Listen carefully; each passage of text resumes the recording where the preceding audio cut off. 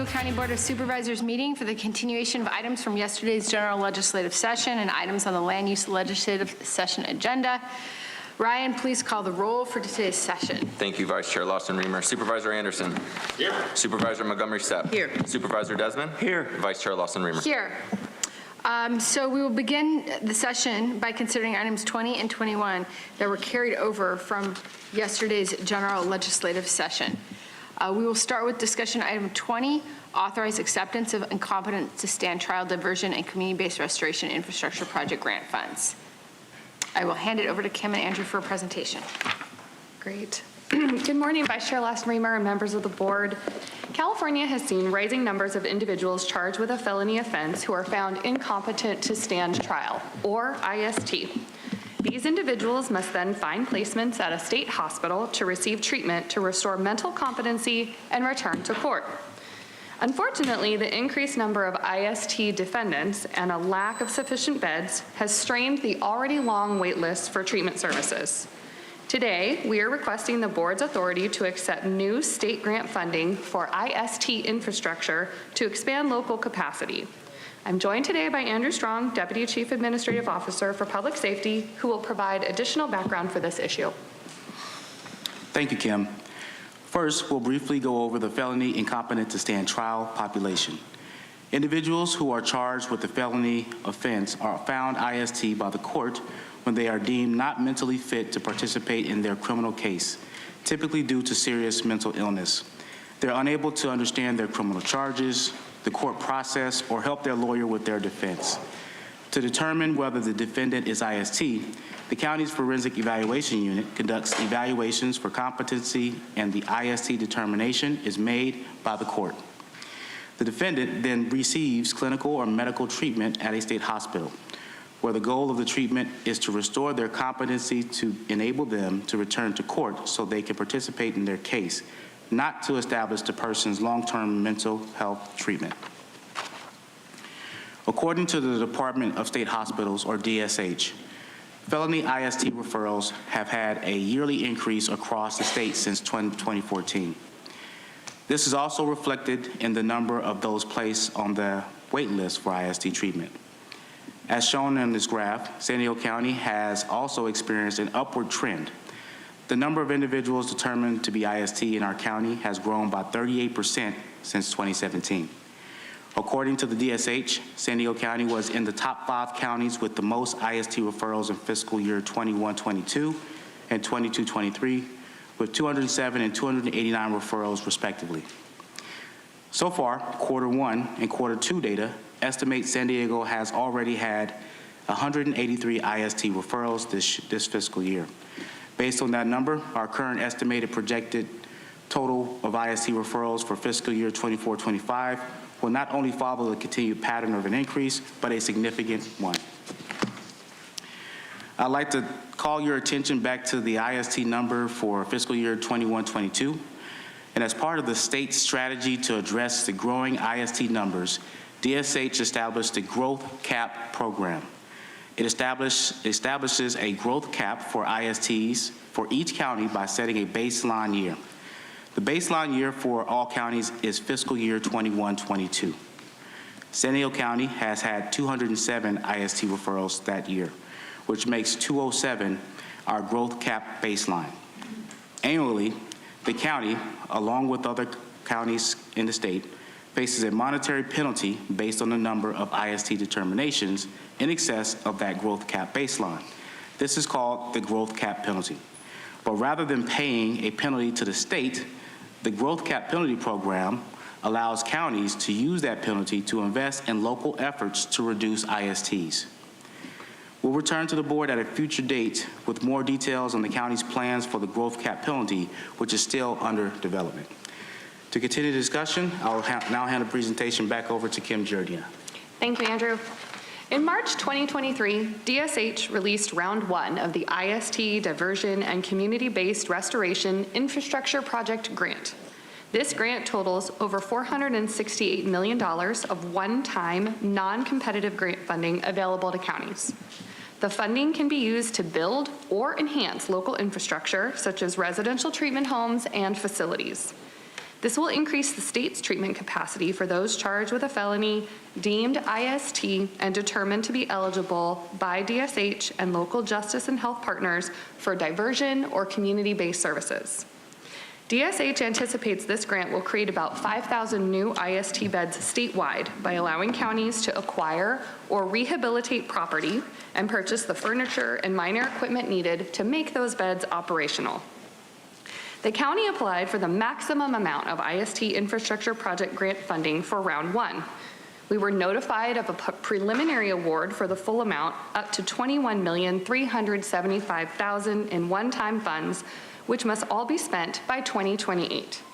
These funds will be used to convert some of the existing psychiatric acute inpatient beds at the San Diego County Psychiatric Hospital to include specialized long-term care beds for patients deemed IST. Not only will the new IST beds provide critical services with the goal of restoring competency for justice-involved individuals with serious mental illness, but this shift is also an exciting strategic opportunity for the county. We have presented to the board before about the urgent need for more long-term care beds. We have also shared that inpatient admissions have decreased at the psychiatric hospital due to more people being appropriately diverted to regional crisis stabilization units. This shift in services from acute inpatient to long-term care at the psychiatric hospital will fill a gap in our continuum of behavioral health care. It will more effectively support the long-term care of beneficiaries with complex needs in our region, including those involved with the justice system.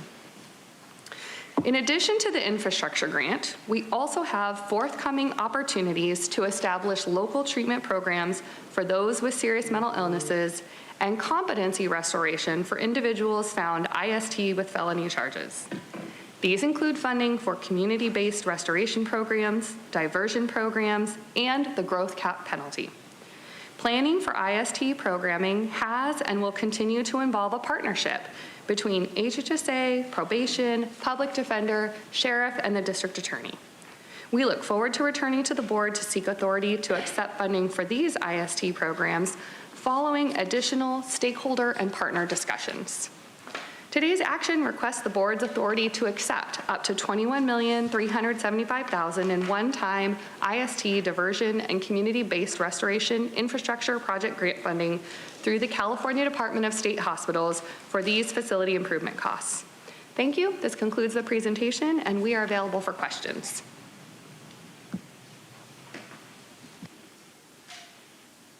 Okay, thank you very much. Do any of my fellow board members have any questions?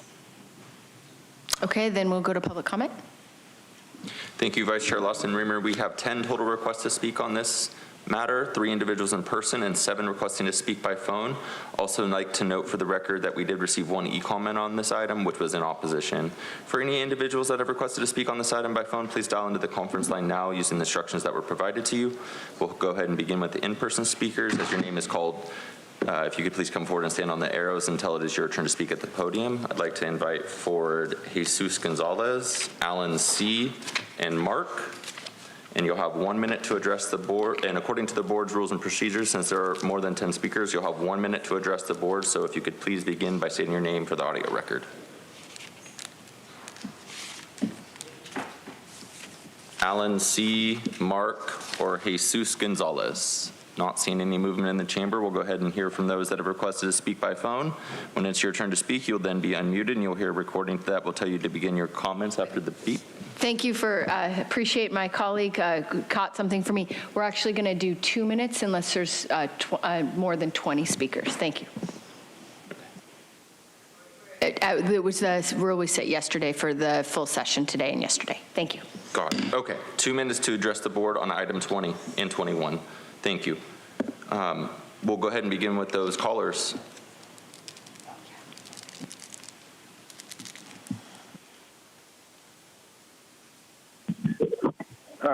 Paul Bold, did you say 2 minutes for both items? Are you doing 2 minutes for all items today? 2 minutes unless there are more than 20 speakers. But for both items? Yes, Paul, you have 2 minutes. I'm starting your time now. Okay, number 20. So this is a quick fix to return the incompetent to court for trial, and probably drugs will be administered carelessly. I see on page 5 of the board letter that this involves treatment. Does this involve the involuntary use of drugs? Psychological drugs are dangerous, and there are always drug-free alternatives, often slower but safer. Does this involve techniques like electroconvulsive therapy or drugs which make you bitter by turning you into a vegetable? This can be dangerous or even fatal. Both can alter the mind for better or worse. Psychological hospital beds, we keep hearing, are in short supply, especially in East County. With these uncontrolled meds administered arbitrarily, declare their psychiatric hospital beds for the next patient. You could be arrested either because you're a psycho or because you can't obey the cops fast enough. Sounds like more trials, too. I would want to see specific plans for what treatments you will use before I can approve this. You should, too. And please let me know why this item was postponed to today at 3 o'clock. And on number 21, if you would listen to all our suggestions and advice. Paul, I'm going to pause your time. We're not on item 21. We're on item 20. Okay, I thought you said together. All right. Then I'm finished with number 20. Okay, thank you so much. We'll hear the remainder of your comments on item 21. We'll go to our next speaker.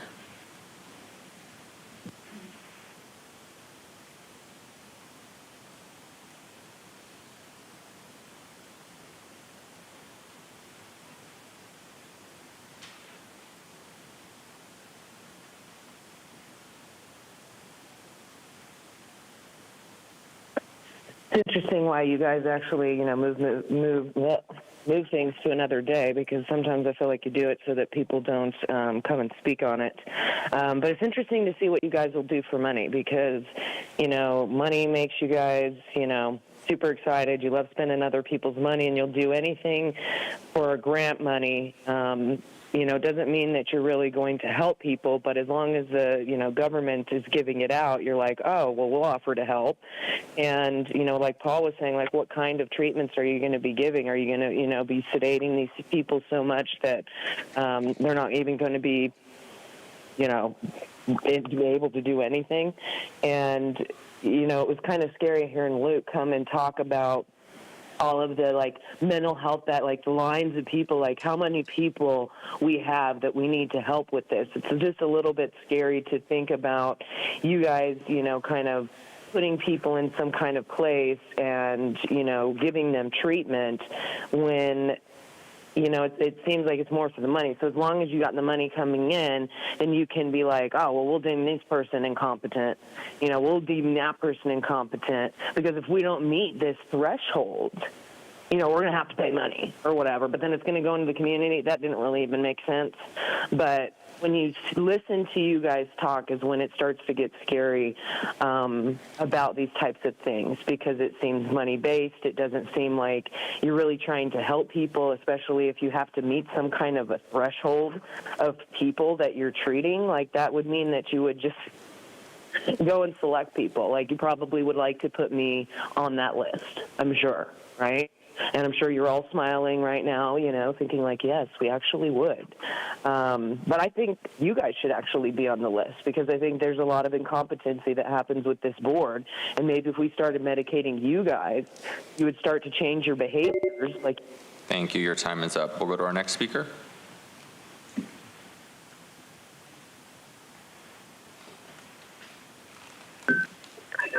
Consuelo here. Sorry, I pressed. I hung up instead of pressing unmute. Anyways, so regarding this item, again, I wish that people would recognize that, along with everything else, this is just another Band-Aid. It's not getting to the source of the issue. If we really wanted to help people and mentally, first of all, we'd establish a system that was fit to suit the human spirit and not just have them be slaves, essentially. We're all slaves. Even the rich people are slaves. Love you. And and also, there's so many other ways. I wish, if anything, I know that, that the solution is no solution, but if you guys can actually start looking into, like, more naturopathic stuff. I love you.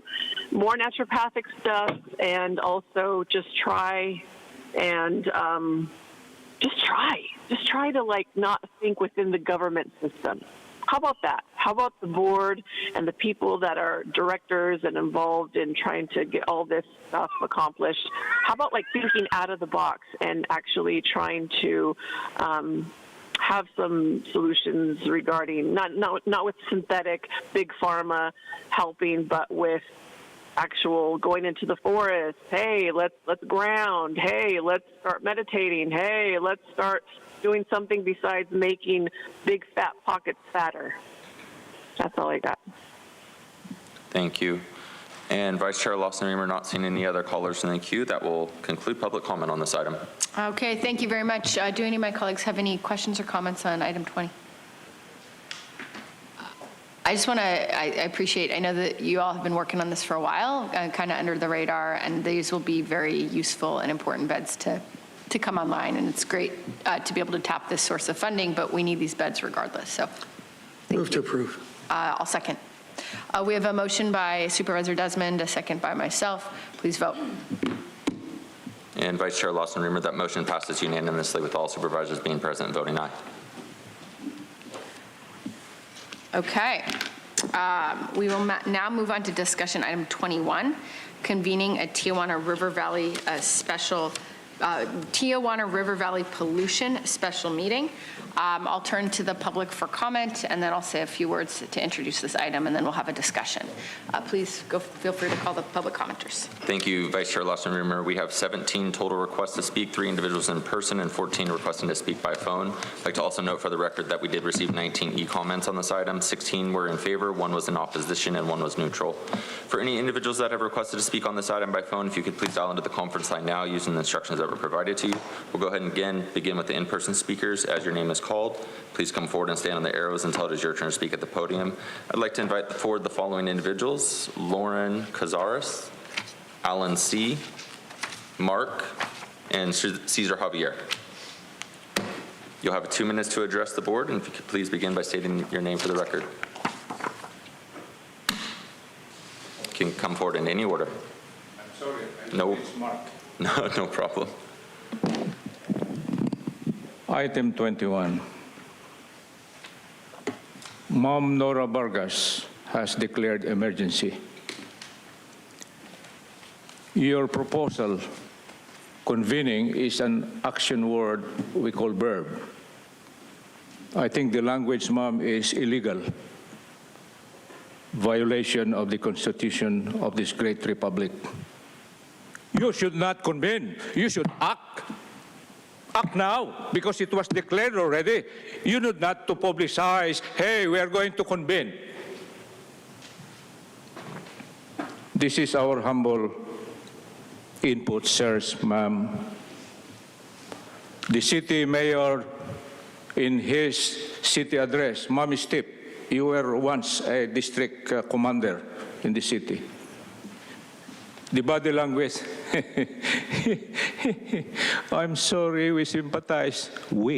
I sympathize with LA victims. He did never address the sufferings and pains of District 8, the frontline city warriors of air pollution, land, and water pollution. Shame. I'm sorry. I am part of the leadership. I am part of the side of that coin we call assigned leadership. We are failing, sirs and mom. My classmate, Sandag, my district county, mom, Your staff declared to us, we need political will. Ma'am Renier, you are a governing body member of the Air Pollution Control District. Dissolve the commission, that agency. Let 5 people work on it just to use their nose and their equipment. Thank you, sir. Not seeing any other movement in the chamber from the other speakers, we'll go ahead and move to the callers. We'll hear from those that have requested to speak by phone. Again, when it's your turn to speak, you'll be unmuted. You'll hear a recording that will tell you to begin your comments after the beep. Again, I'd like to remind the callers that they should mute their TV or live video stream before they can begin speaking, and we'll go ahead and begin with our first caller.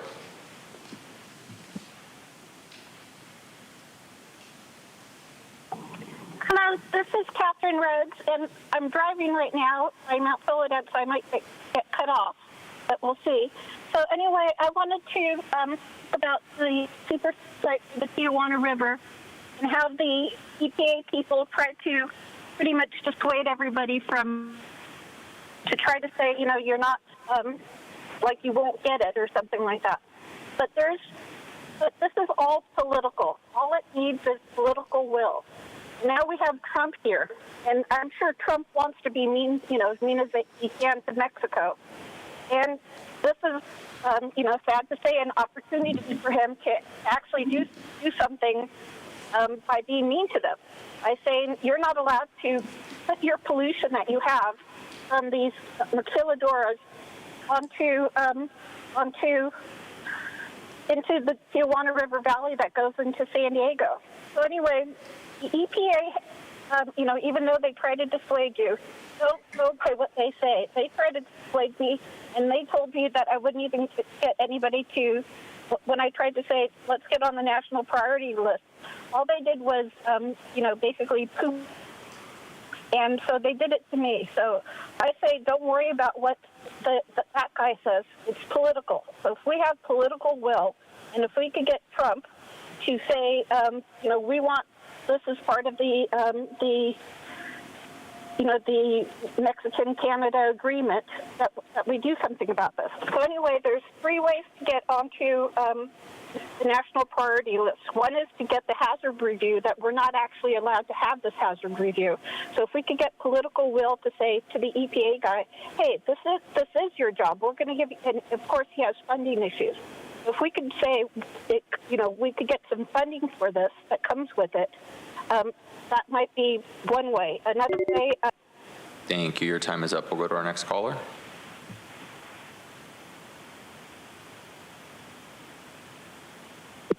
Paul Bold, if you would listen to all of our suggestions and advice, you probably wouldn't need this conference. And I hope this isn't another way of kicking the can down the road that is creating expectations for quick action, then delay, defer, dilly-dally. And by the way, funding from the feds is no longer a sure thing, since yesterday the administration has ordered them to be withheld. But even if the courts let the funds dribble through, the writing's on the wall.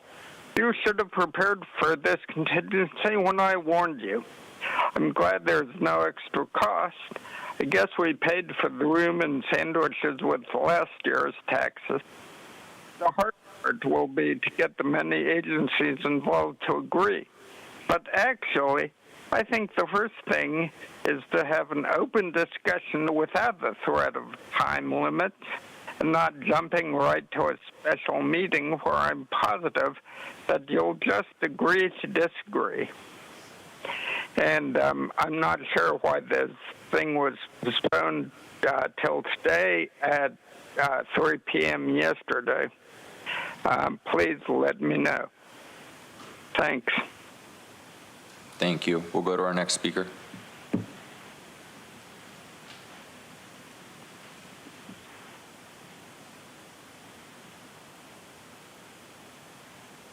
Good morning, County Board of Supervisors. I am Ryan Tribuco, calling in on behalf of Imperial Beach Mayor Paloma Aguirre to support this item.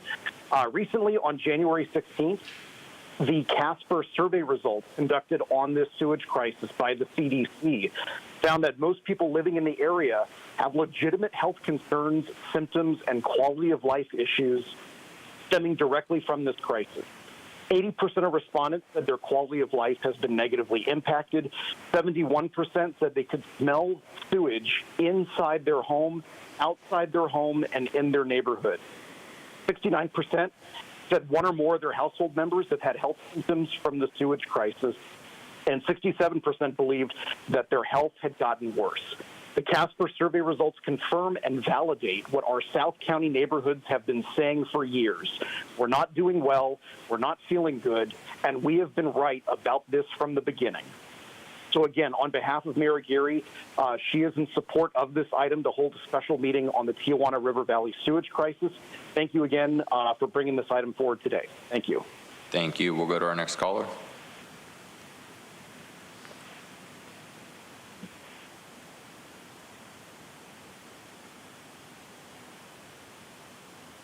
Consuelo.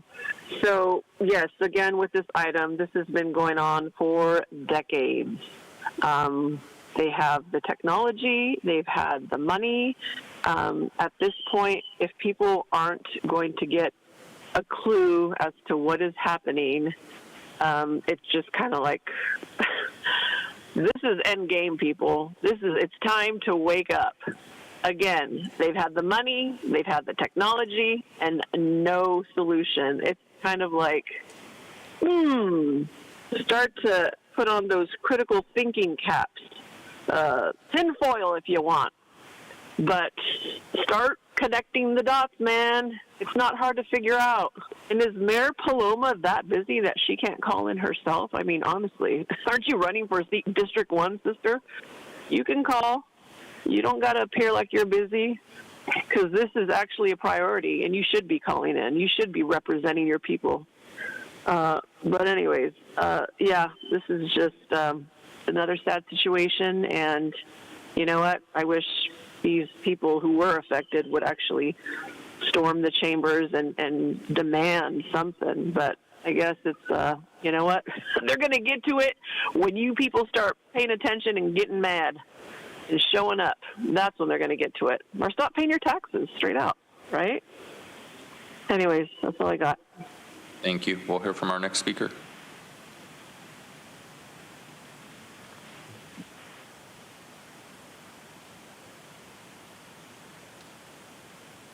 It's a little bit surprising that they don't come and, go into chambers like that. I'm actually kind of surprised, but maybe they don't feel good enough. Maybe they, are just too busy trying to, work and do the, busy things that they want us to keep occupied with. But I'm just wondering, are there like other reps and partnering agencies there? Or is it just you guys that's going to do this whole meeting? Because you're saying that you're like going to invite reps, partnering agencies, and highlight the progress, discuss gaps, and continued actions. So I don't know, can't really tell with the video, but it's really sad to see that these people have suffered for decades like this, and it's such a slow-moving pace, and it's like, there's not been money for the water treatment plant, so it's like, then you guys wanted to sue them because they weren't getting funding, weren't able to keep up with it, when you guys should actually be sued. Like, I'm surprised that there isn't a class action lawsuit against the county for this, which they are actually potentially could, and you guys just aren't telling us about it. But the people should chew the shit out of you guys, because, like, at what point are we going to, because there's a lot of money, like $650 million. What's that actually going to do? Like, how is that going to be something that's just going to be going into the pockets of other people, to pretend to fix the problem, and then you'll have to, like, repeat stuff, because, like, for the next meeting that we're going to be in, there's another item for Tijuana River Valley. It's just really sad to see, like, people suffering like that, and, like, that it moves at such a snail's pace.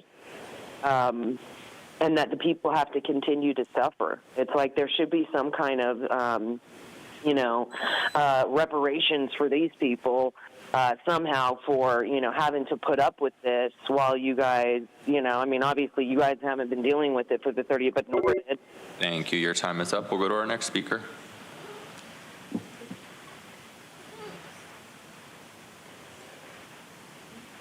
It's truth. This item claims the county has led on this issue. No, you haven't. The county's done almost nothing regarding the sewage emergency for the last 4 years.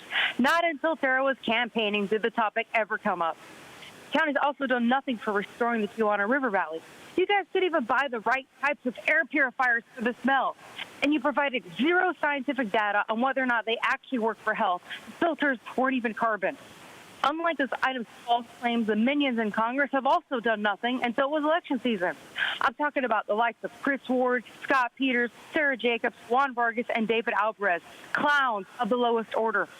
Only when they needed those votes, they suddenly had a few million to spare, but never was there money available for the 3 decades before that.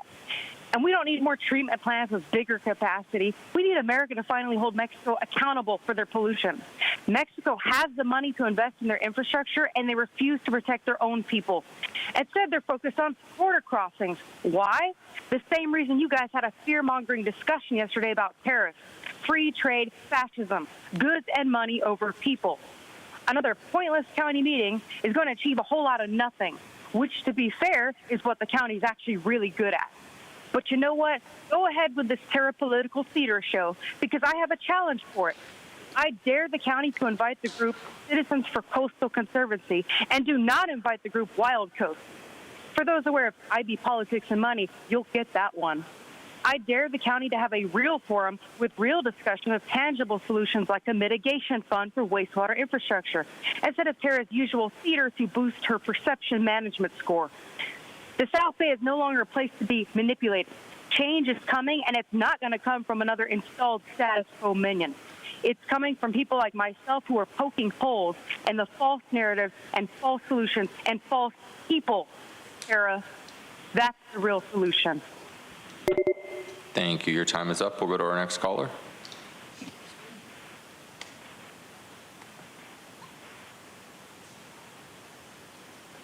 Hey, Justin.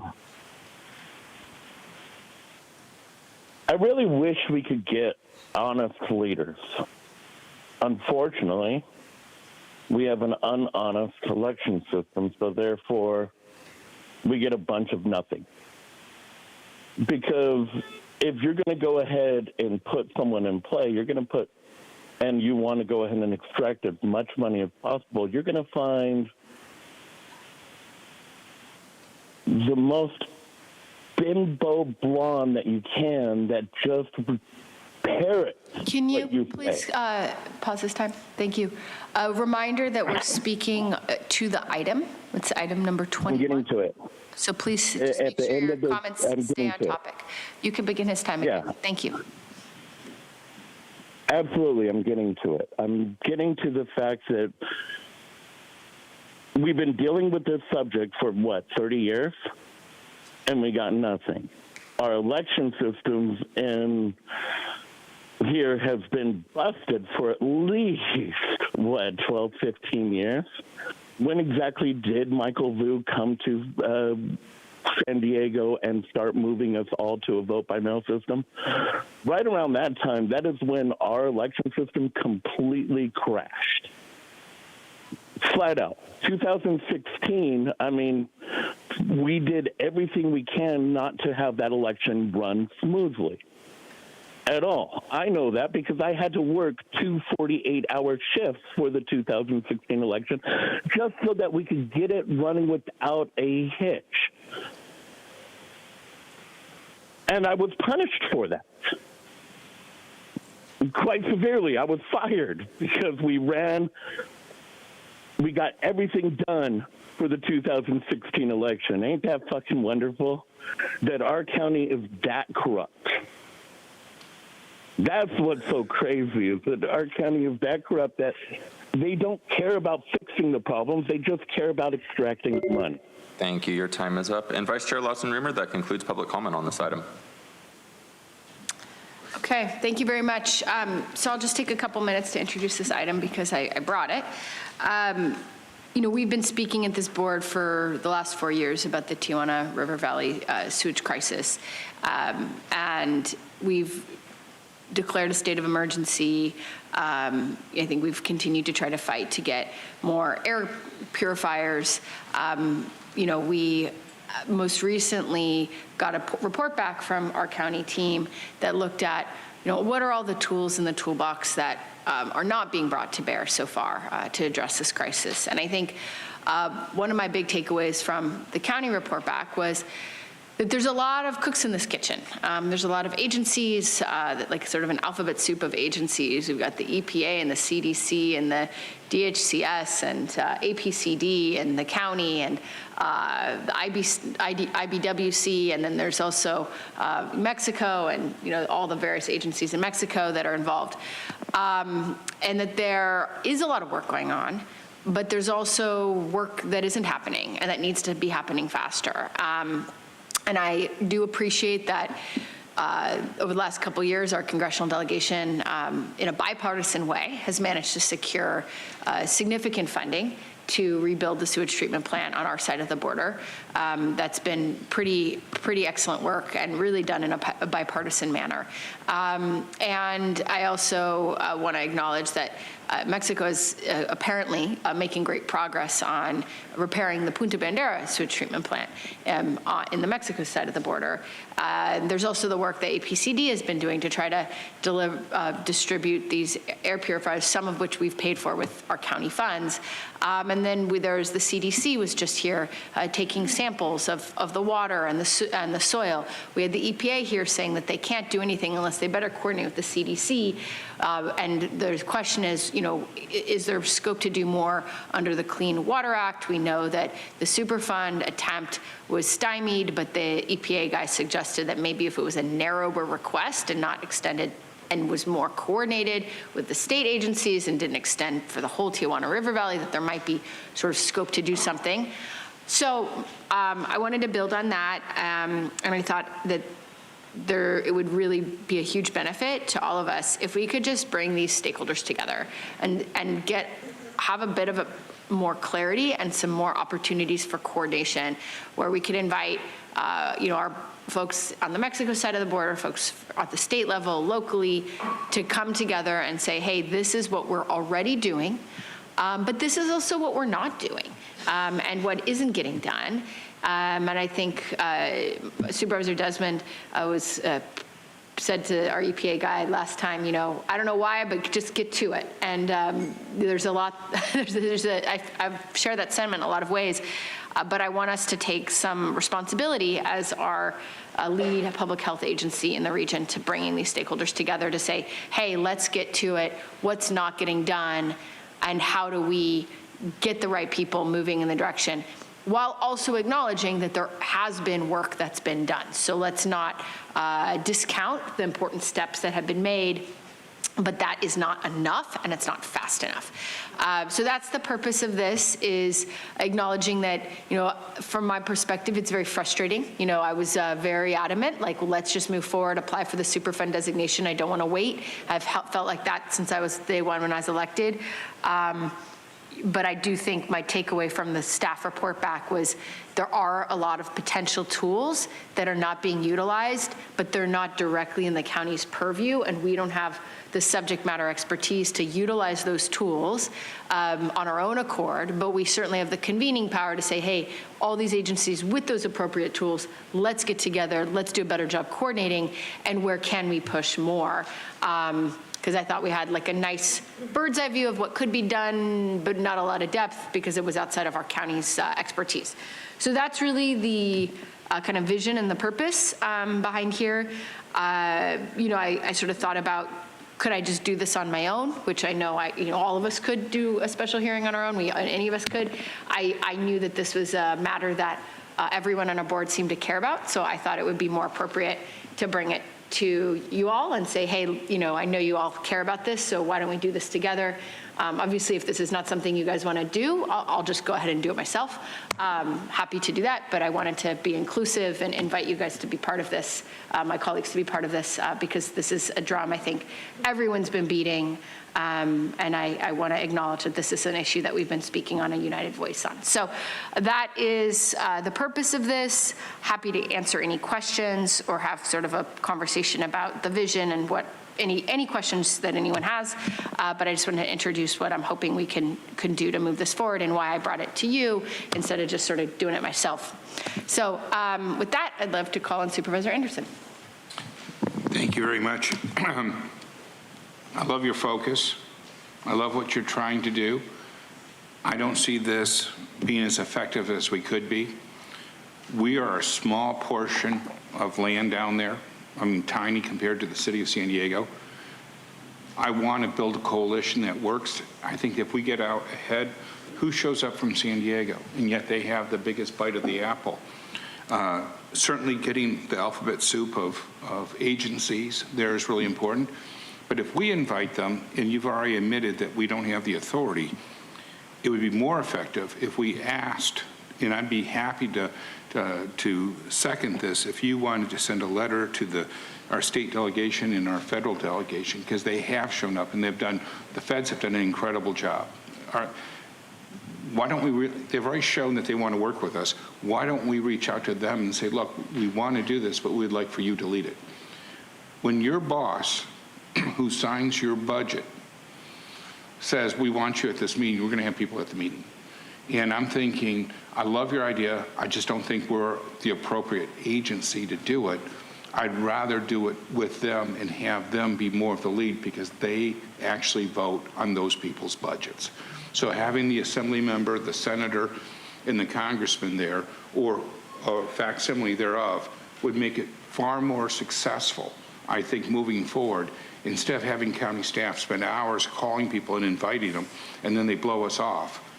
I don't think that's effective. And I know that, you are laser focused on return on investments and making sure that we're effective. But if you were willing to do that, I'd gladly support it. I just don't have a lot of faith in this, where we're going it alone and we're inviting people. I'm not even sure that San Diego will show up. And yet San Diego has the biggest footprint in that area. And so, I just want to put that on the radar for you.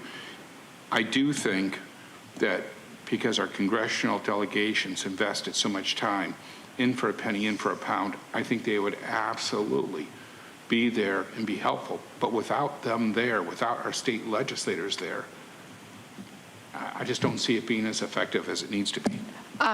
So just to be clear, I think what I'm hearing you say is a very constructive idea is instead of saying, hey, we're going to do this ourselves, I'm hearing this as an amendment to say, hey, let's reach out to our congressional delegation and our state senators, our state assembly members and say, hey, we want to co-convene. Will you guys be in and do this with us and help move this forward?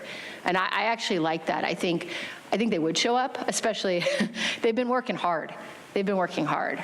So I would be happy to do that. I mean, I hope it would be very upsetting if they didn't want to come, but I think that they will. I think they would. They've worked so hard on this. But until we get their commitment, without them, I don't think we're going to be nearly as effective. In them sending staff, I'm not sure that's good enough. I agree. And I certainly would be a little bit, frankly, a little insulted, like if we're here and they're sending their, their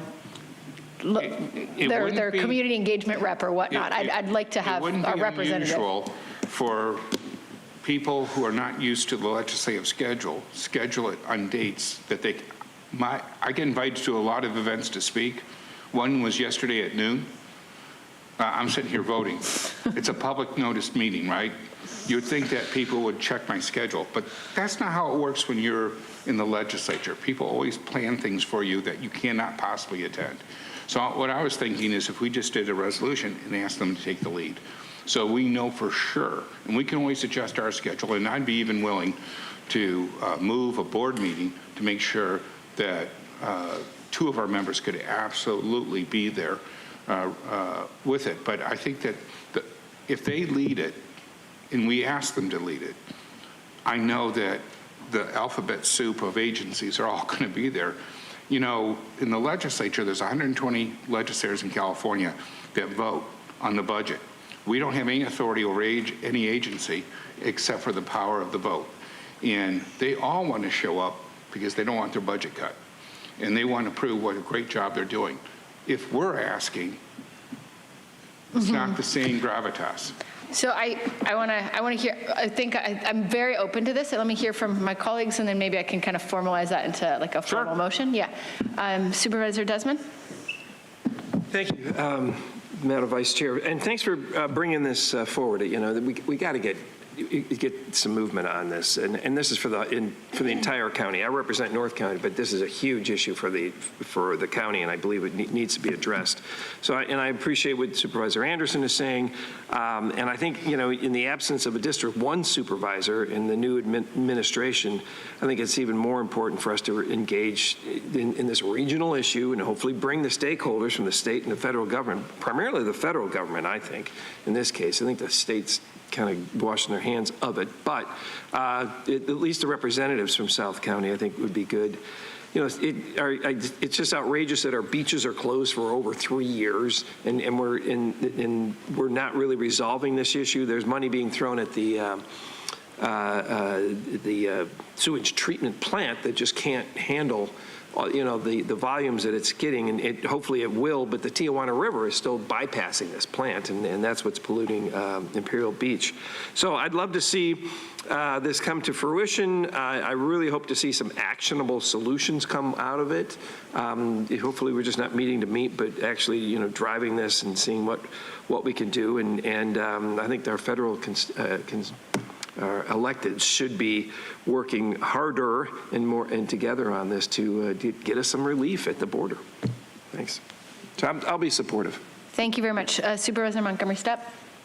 Thank you for bringing this item forward, and I do appreciate the conversation. I think it's thoughtful to first of all have this convening, but also to structure it in a way where we are sharing responsibility based on our capacity, right? I think that's very, very important to nurture and foster the appropriate relationships up front. So I do support Supervisor Anderson's suggestion. I think it's still all aligned in the same way. I do want to, and you mentioned it, Vice Chair, in your comments. You know, this has been going on for a very, very long time. Residents are directly impacted. We know more now than we've ever known before. And I always want to thank the advocacy that has surrounded this issue, because without that, I don't think we'd be where we are now. And also, the congressional delegation did secure over $650 million. We hope and pray that none of that is in jeopardy, but that work was done, and I think it's just important to continue to highlight that, right? Like the work has been done to get the money, not the actual work, but and that's a substantial step forward, but the people are still suffering, right? And this is, I agree with Supervisor Desmond, a regional issue. So I'm definitely supportive of this, and as collaborative as we can be based on our authority and responsibility. It's important, but we do need to include government and regulatory agencies and municipalities and school districts and academic institutions and, of course, the community members that have kept us at the forefront. So I will be voting in favor. I don't know what the motion is yet, but I'm getting a sense of what it will be. But I am supportive of this item, and thank you. Okay. I think my question would be for Davia and for Ebony. Do we need a formal amendment, or would it be sufficient for me to indicate that the intent here is that this would be convened in partnership, as with that our state and federal electeds would be co-leads in this, and that we wouldn't be going this alone? So that we don't, I think Supervisor Anderson makes a great point. We don't want to identify a date and then say, hey, we're doing this, can you come? I think we want to reach out to the electeds who are leading in these areas and say, will you co-lead this with us? Does the state work? Will you work with us in organizing this? So that would be, I want to. If I may, just quickly, I think it would be most beneficial to us if they were on the invite. So we start with them and ask them to co-host, yeah, totally. And then so it that comes their from all of name us. is on, so when it goes out to the alphabet soup, of agencies, they see all their names. I totally agree. I think that would be my intent as well. It's not coming from the county. It would be coming from all of these electeds as well, so that the agencies know that this is a big, big push. It's not just us. So is that sufficient for me to sort of clarify that as like an intent, and how do we move this forward? Yeah, Vice Chair, I believe so. I think that it would be very valuable to have a motion to that effect, to be very clear about the next steps, which would include the letter to these different parties and the fundamental need to ensure that they are co-leads, as you noted. So a modification to the motion would be very helpful to direct us. Thank you. Okay, so I'll make a motion to approve this item with an amendment to engage our state and federal electeds as co-leads from the beginning, and include them on any invitations that go out. Okay, that's my motion. Second. Okay, thank you. We have a motion on the floor. We have a motion on the floor by myself, a second by Supervisor Desmond. Okay, please vote. Thank you, Vice Chair Lawson-Remer. That motion passes unanimously with all supervisors being present and voting aye. Okay, we will now proceed with the items on the land use legislative session agenda. And first, we turn to County Council for the report of actions taken in closed session yesterday. Good morning, Board. This Board of Supervisors met in closed session on January 28, 2025, from 3:20 p.m. to 5:37 p.m. All 4 supervisors were present. The Board took no reportable actions. End of report. Okay, we'll give Davia a moment and Ebony a moment.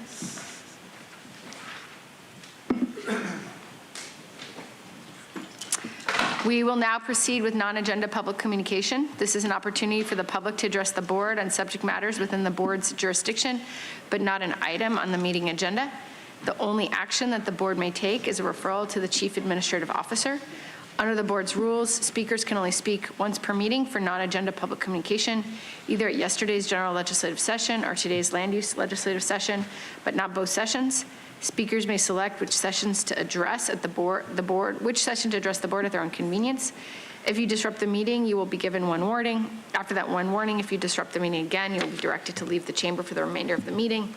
Reminder, according to Rule 4A, members of the public that are not English speaking and need interpretation assistance will get twice the allotted time for their comments. To better facilitate the meeting, for non-agenda public comment, we will have 5 speakers in person, 5 speakers by phone. The rest of non-agenda public communication will be heard at the close of today's session. According to the board's rules of procedure, audience members shall not whistle, clap, stomp feet, or do anything to disrupt the proceedings.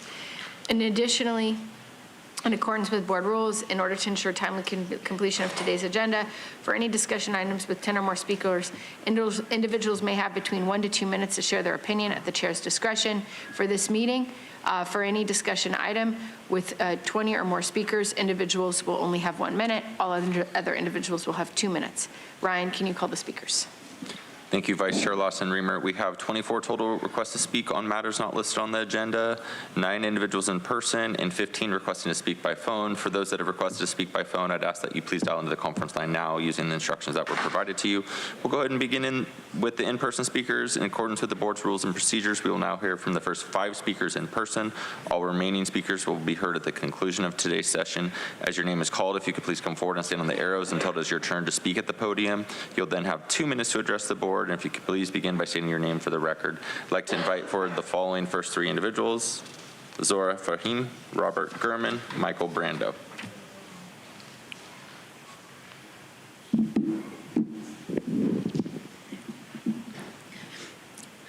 Hi, good morning. My name is Zora Fahim, President and founder of Los Angeles Alliance for Animals. On behalf of county staff, I'd like to confidently put on record that many DAS employees are unhappy of the inner workings of DAS and that the department is falling to pieces. Also putting on record that you are intentionally holding positions open, 3 animal control officers and 1 lieutenant. By doing this, you are straining basic operations, overworking your employees, and not protecting animals or humans. I don't care you don't have the funding for it. Perhaps if you stop creating unconstitutional rules that are violation of the Brown Act, you would stop getting sued and actually be able to help animals and feed the poor. You can get money from private donors, throw galas, and ask for grants from my coalition partners who are backed by multi-million-dollar donors. So while you speak on issues that relate to recent fires, TJ River pollution, for several years now, the poor horses on Artesian Road are in their stalls 24/7, eating out of a toilet with laws constantly being violated under your watch. The horses and dogs must be removed now. Kathleen Flannery have been advised countless times of numerous issues in DAS and has failed to act appropriately or even act at all. Fire Kathleen Flannery now where she leaves from the entrance behind us, which is closest to the parking lot, so she has gone faster. Today, bring back Dan D'Souza to assist in reforming the department, and within the week, I'm demanding an emergency meeting with DAS Public Safety Group, and do not bring Kathleen Flannery there because she would be kicked out because she doesn't care about county staff or animals, with excluding upper DAS management so that staff can relay true feelings, bias, and free from retaliation. And today, right now, hire a chief veterinarian and an equine veterinarian immediately, otherwise shut DAS down, because we and I will no longer stand or tolerate this dysfunctional behavior. Enough is enough. Thank you.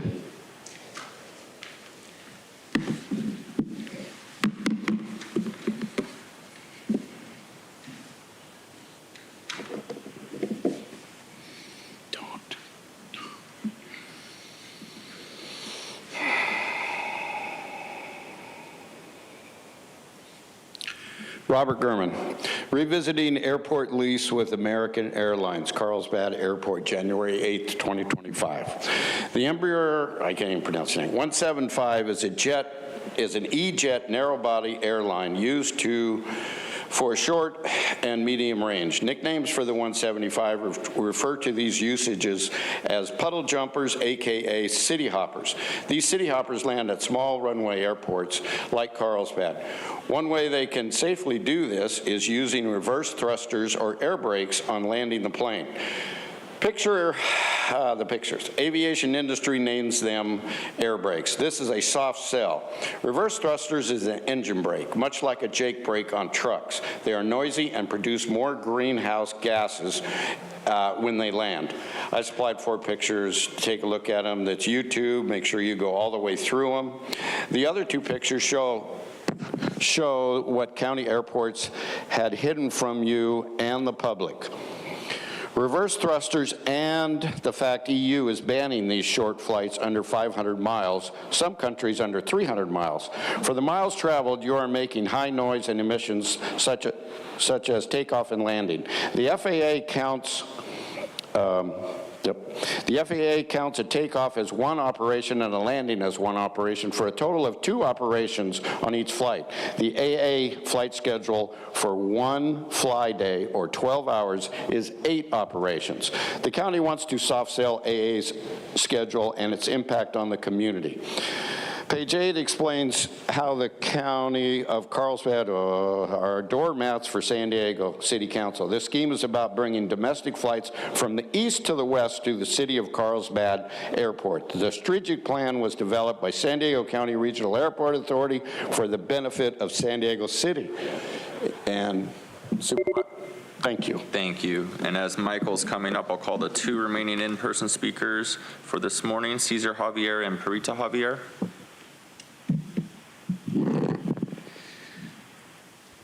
I use the name Michael.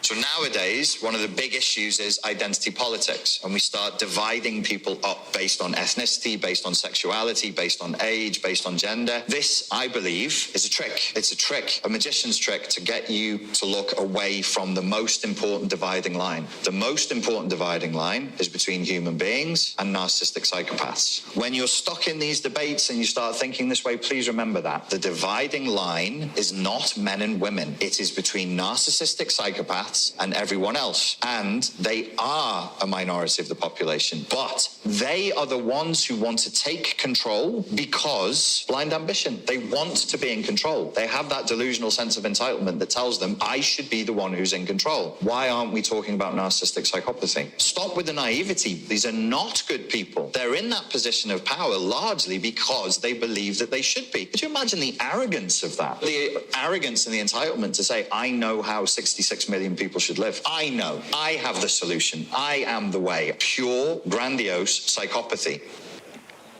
Those were the words of Richard Grannon. He wrote a book called Cult, C-U-L-T, of one. Now, I'm not saying or diagnosing anyone here or saying anyone specifically here is a narcissistic psychopath, because all of this runs on a spectrum. However, in the last 4 years, we've seen all kinds of behavior that points to narcissism in a way that attempts to control others. More people are also becoming aware of this topic. This is one reason why nothing's been done about the horses, because there's a lot of political games going on behind the scenes. But the good news is more people are becoming aware of this and reclaiming their power from the heart. How good can it get?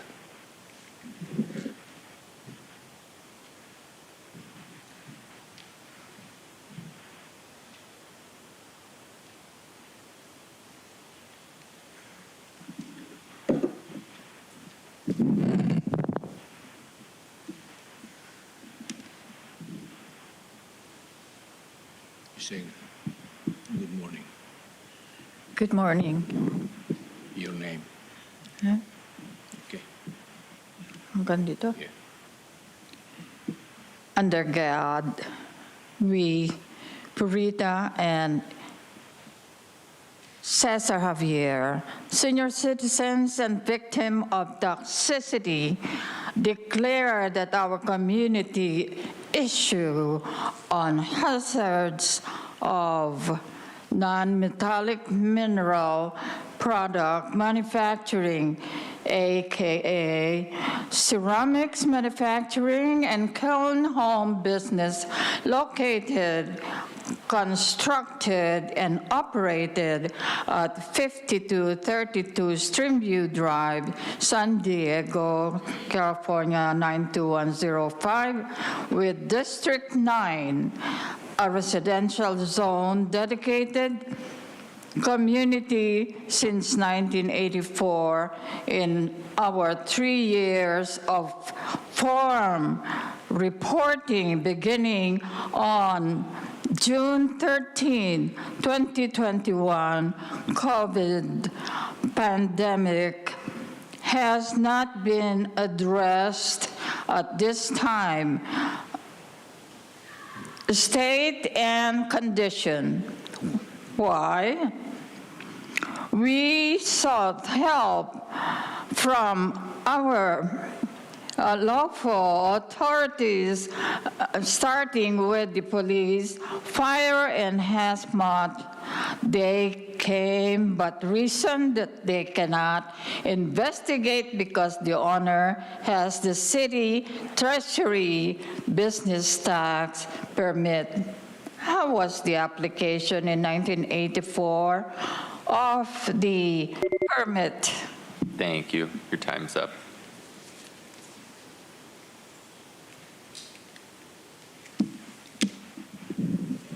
In our effort to search for solution. If you could state your name too, please.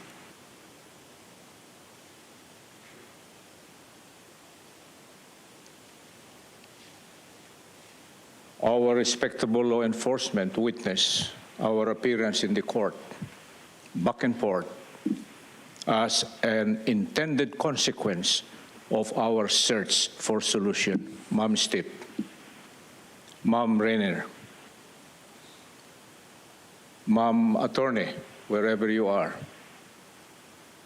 I was restrained in our effort to voice this in the lawful authority meetings, city, county, air pollution, SANDAG, my classmate, Honorable Anderson. an unintended consequence in an effort to end toxicity in our community. I was restrained 3 years, merely playing my radio, preaching, etc., politics broadcast, and using my jackhammer to bore a hole, dig a hole, a riverbed ground, to plant trees as advised by California EPA. Mr. Javier, you put more plants to deter the downwind, and also procure a huge electric fan to deter the downwind from the source. My God, my God. And the Air Pollution Control District, Mr. Javier, you tell us when they operate, we will go there and examine by our nose. Sorry, by our nose. I think the nose of Air Pollution Control District is fatigued, paralyzed.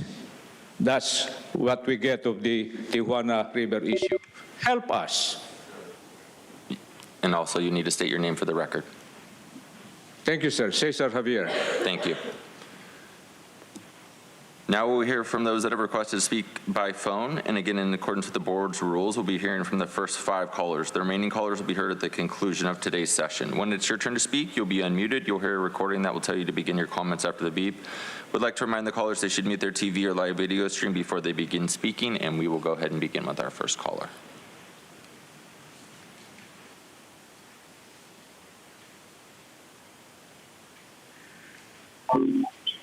Hello, this is Catherine Rhodes, and what I want to say is before a new District 1 supervisor is going to be elected on July 1st, 2025, you, as the remaining 4 county supervisors, can actually solve where we're going to put violent predator housing.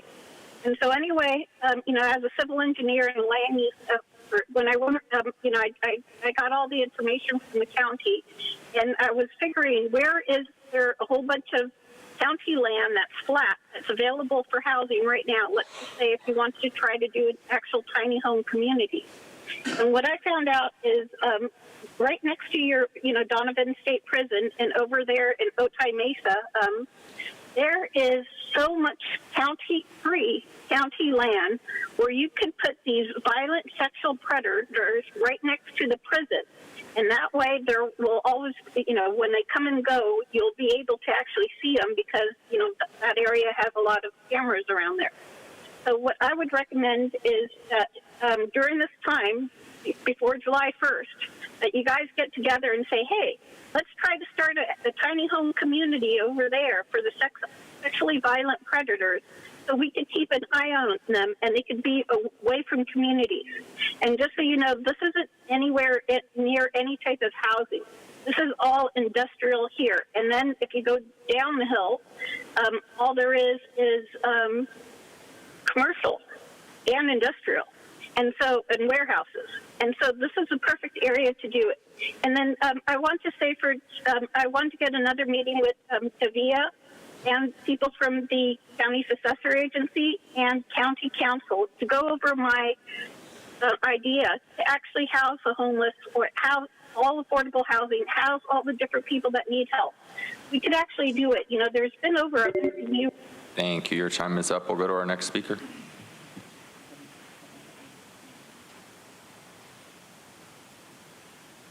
Good morning, Board of Supervisors. My name is Diane Grace, and I am here as a concerned parent and grandparent and community volunteer.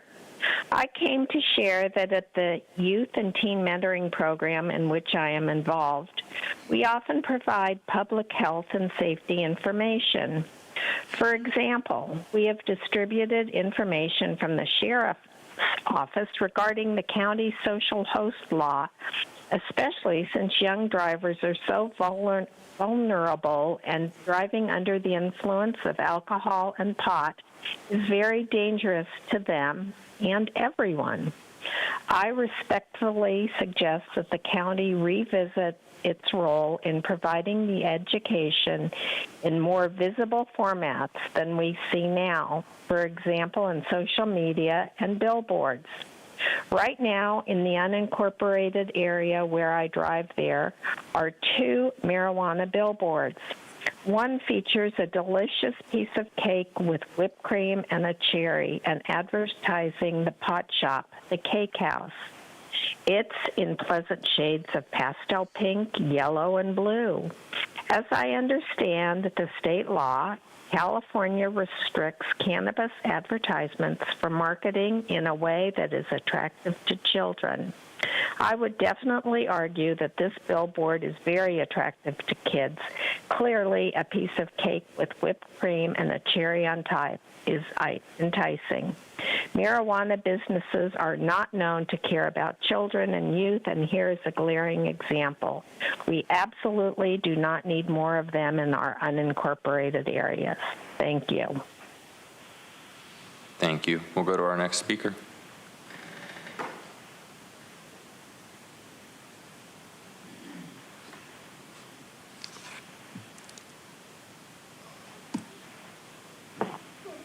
Thank you. Good morning, members of the board. Thank you for the opportunity to speak today. My name is Megan Stewart, and I'm here to address a critical issue regarding public health and the opportunity that we have to make proactive decisions. A recent article drafted by a physician and a public health professional highlighted the well-documented link between alcohol and cancer, identifying it as a leading preventable cause of 7 different types of cancer, including breast, colon, and liver cancers. Yet, public awareness of this fact is alarmingly low.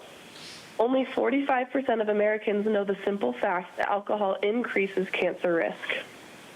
The alcohol industry has long normalized its presence in our culture, from professional events to fundraisers, even those focused on health. It's been so effective that we rarely question the consequences of promoting and consuming this toxin. And now we are paying the consequence as it causes nearly 100,000 cancer cases and 20,000 deaths annually in the U.S. We're at the early stages of the marijuana industry's growth, and it is assured to follow the same path as alcohol if we don't act now. The marijuana industry, like big alcohol, has immense lobbying power and the ability to shape public perception, often downplaying risks to health and safety for the sake of profit. We can already see the signs as marijuana is being marketed as harmless or even a health-positive product, just as alcohol once was. It's important to recognize that we don't have to wait decades to acknowledge the consequences. This council and board has the opportunity to enact policies that prioritize public health by limiting advertising, regulating access, and promoting public education about the risks of marijuana use. Thank you so much for the time. Thank you. We'll go to our next speaker.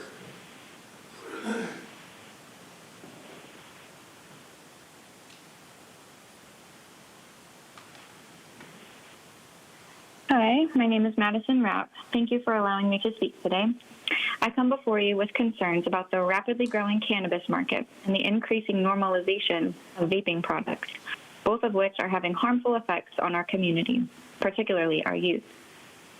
Recent data shows that more than half of cannabis sales come from just 20% of customers.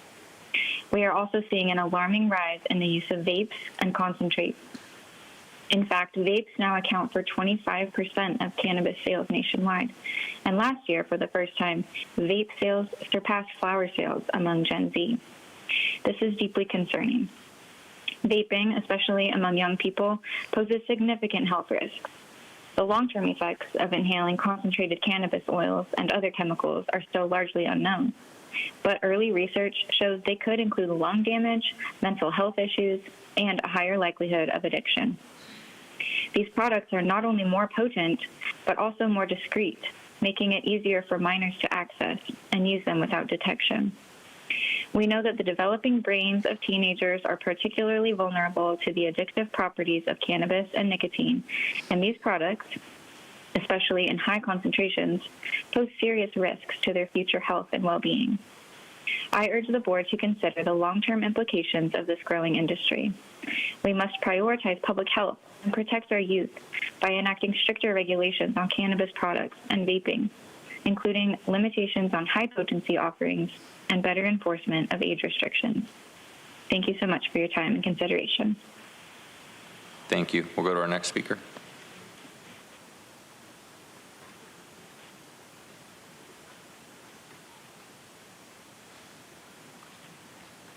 Hi, my name is Michelle, and I'm a voting constituent of Supervisor Steffi's district.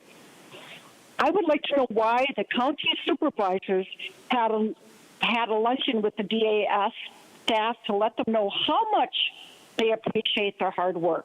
Did you know it is not just law enforcement or fire department who keeps our community safe? It is also the animal control officers. Animal issues are important to me, and I only vote and encourage others to vote for elected officials to protect and stand up for animals. And I want this on record. I want Kathleen Flannery to be fired now for single-handedly knowing that Department of Animal Services has fallen apart and ignoring the concerns of the community. Why is the county wasting my tax dollars on her salary? I want an answer to that. I am demanding the horses and dogs on Artesian Road to be removed immediately. Not now, but today, right this moment. Please immediately amend the laws, AG, to include residents who have voted in the office. It is absolutely unacceptable to not allow residents to save their animals, as areas of the fire are not a crime scene, rather a place that someone's treasured home where their animals reside. If the concern is looters, then bring in the National Guard to escort residents to their homes. The county of San Diego has the largest horse ownership in comparison to any other county in the entire nation. Thank you. Your time is up. And Vice Chair Lawson-Remer, that concludes the request for non-agenda public communication this morning. Again, all the remaining speakers will be heard at the conclusion of today's session. Okay, thank you very much. We now proceed with the formation of the consent agenda. That's items 1 through 4. All items on the consent agenda are routine and will be acted upon with one motion.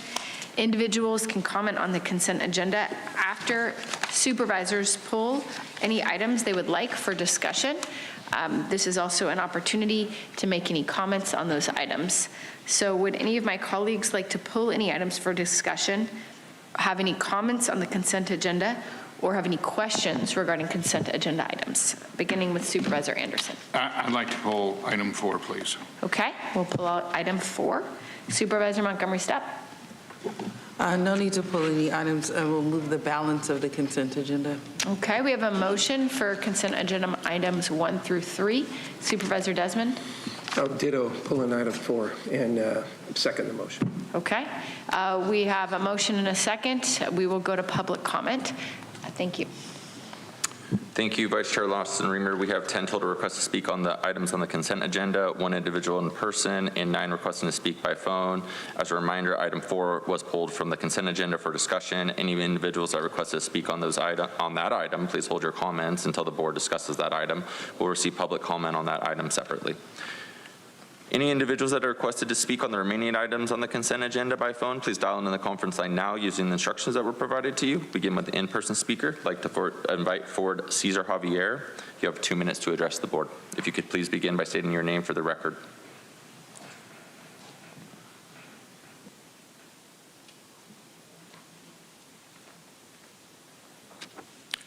Cesar Javier, toast for the record for the good things you have been doing. I will not mention about the bad and the ugly. May I know how many minutes would 4 items, non-consent agenda, would you allow me to speak? You get 2 minutes on item 4. 4 items equals 2 minutes. That's correct. Good arithmetic. Corruption, my input here is general for those 4 items. This is very, very nuclear description, explosive. I hope I am not apprehended when I speak of the word explosive. All these ideas fall on leadership. The assigned leadership must have the ability to do solving problems, the ability to have that social judgment skill in his, her heart. In total, we call it effective leadership. He is expected to show his or her human dimensions, his prowess physically, his point finger intellectually, his moral judgment on the middle finger, very important, and the ability to weather hardship, difficulties, and finally, the action dimension. We are missing. Is that 2 minutes, sir? That's 2 minutes. We'll now hear from those that requested to speak by phone. When it's your turn to speak, you'll be unmuted, and you'll hear a recording that will tell you to begin your comments after the beep. Again, I'd like to remind the callers that they should mute their TV or live video stream before they begin speaking, and we'll begin with our first caller.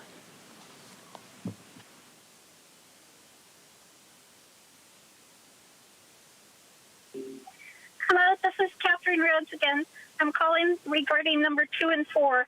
Thank you again to my supervisor, Chair Lawson-Remer. Catherine, I'm going to pause your time. Item 4 was pulled, so speak to item 2. Item 4 was pulled for discussion. Wonderful. Oh, wonderful. Okay, I'll call back for that. So what I wanted to mention is that, and I got cut off there when I talked about it before, but the third way to get on the EPA National Priority List is the Agency for Toxic Substance and Disease Registry, or ATSDR. If they issue a public health advisory and other requirements are met, a site may be placed on the national priority list. So this is a workaround against the EPA person that came here and tried to tell you that you have no chance to do this, when this is all political. And so one wonderful thing that Nora Vargas did is she actually got the CDC, Agency for Toxic Substance and Disease Registry, to start their analysis of this. So please ask them to issue a public health advisory and tell them what do we actually need. And then for Supervisor Jim Desmond, since you have a great relationship with our Vice President, J.D. Vance, please ask him and President Trump to come down to the border and talk to the Border Patrol agents, and also talk to the military and the Navy SEALs, and they could literally get it on an EPA national priority list, because all it is political. And so he could actually override this local person in EPA Region 9. And so also, any government agency can take land. It's called eminent domain. And so when people try to say, oh, yeah, people in the river valley, somehow Superfund site will do some type of eminent domain, it has the same exact chance as anybody else. And it actually all involves all politics. And so you could literally say, we want to make sure that we protect. Thank you. Your time is up. We'll go to our next speaker.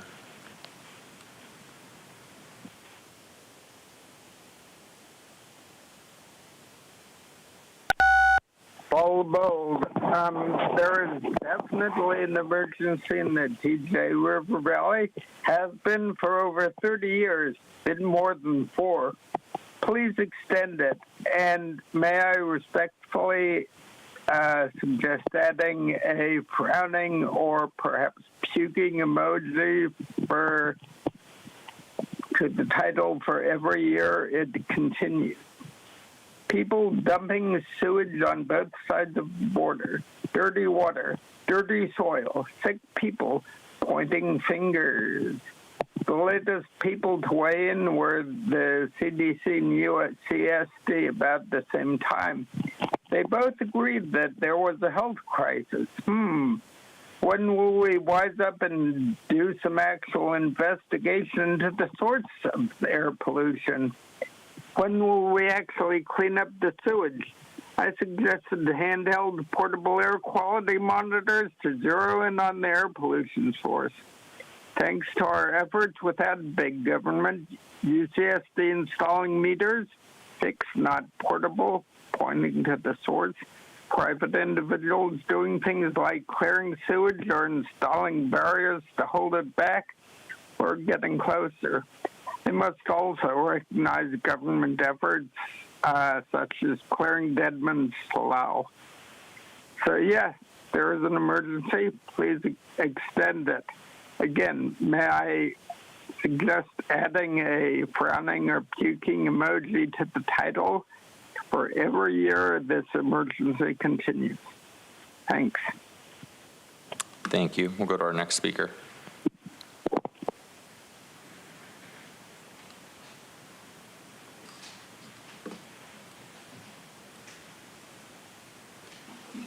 Hey, Justin here.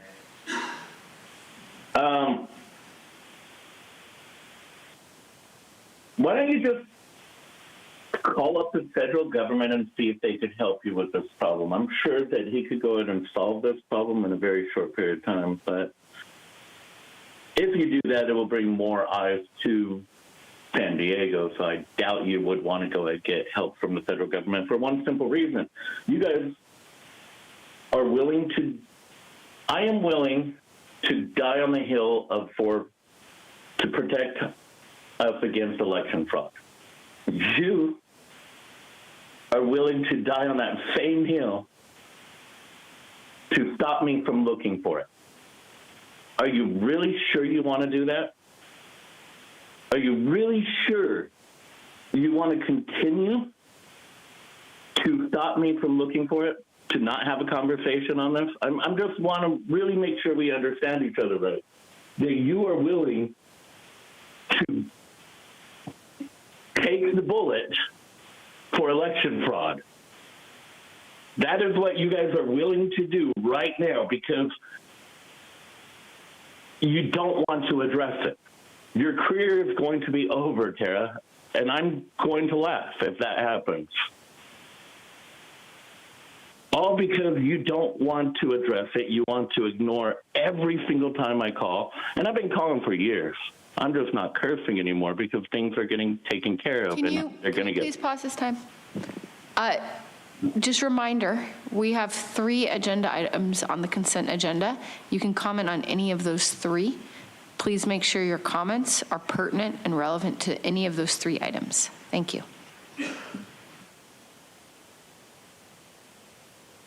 You cover up election fraud. You do. That is why I don't trust anything you have to say. And because you refuse to look into the signatures at homeless facilities, that is why it's prevalent. Do you understand that? You refuse to look at the fraud that got you elected. Your time is up. We'll go to our next speaker.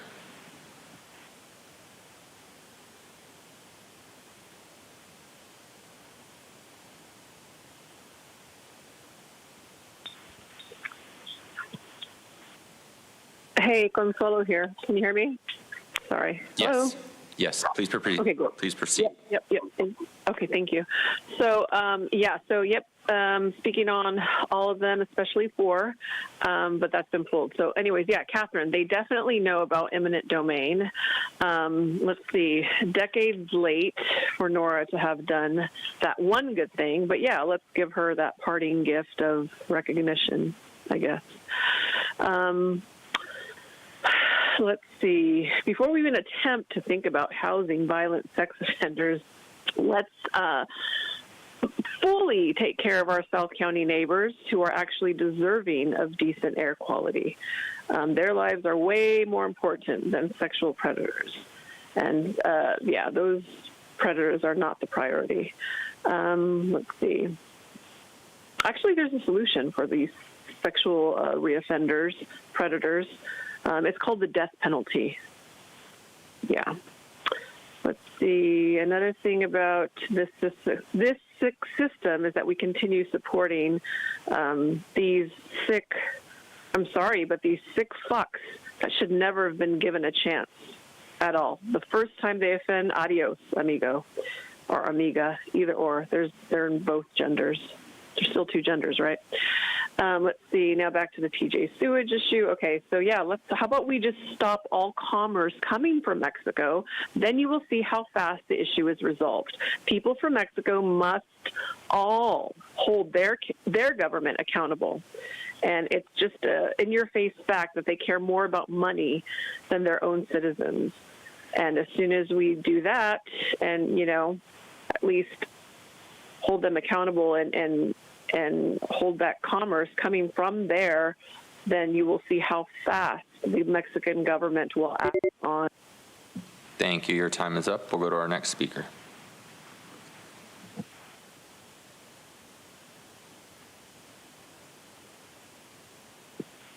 Good morning. Excuse me. Good morning, Board of Supervisors. This is Ann Little.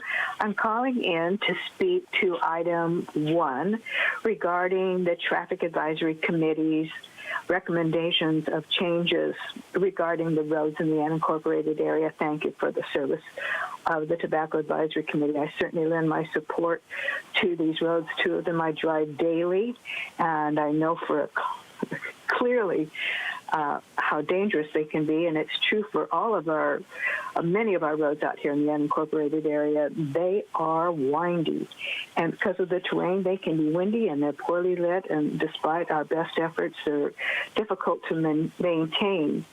So with great concern that I've spoken about before regarding the potentiality for drunk and drug driving out here in the unincorporated areas, I have been concerned about the use of marijuana, and the most recent study in the Journal of the American Medical Association describes the situation with damages to the brain that particularly hurt short-term memory. And they give us an example about driving. And they point out that an example is that you might, when you're looking out your car window, see something that you need to remember so that you can react quickly. And because of short-term memory loss or impairment due to your marijuana use, you don't, and so you don't change lanes appropriately and involve yourself in an automobile crash. With our lands out here in the unincorporated area, particularly the condition of our roads, I think we're all greatly concerned about any increased use of marijuana and alcohol out here in our backcountry. We certainly don't need more marijuana businesses. Thank you for letting me share this concern this morning. Thank you. We'll go to our next caller.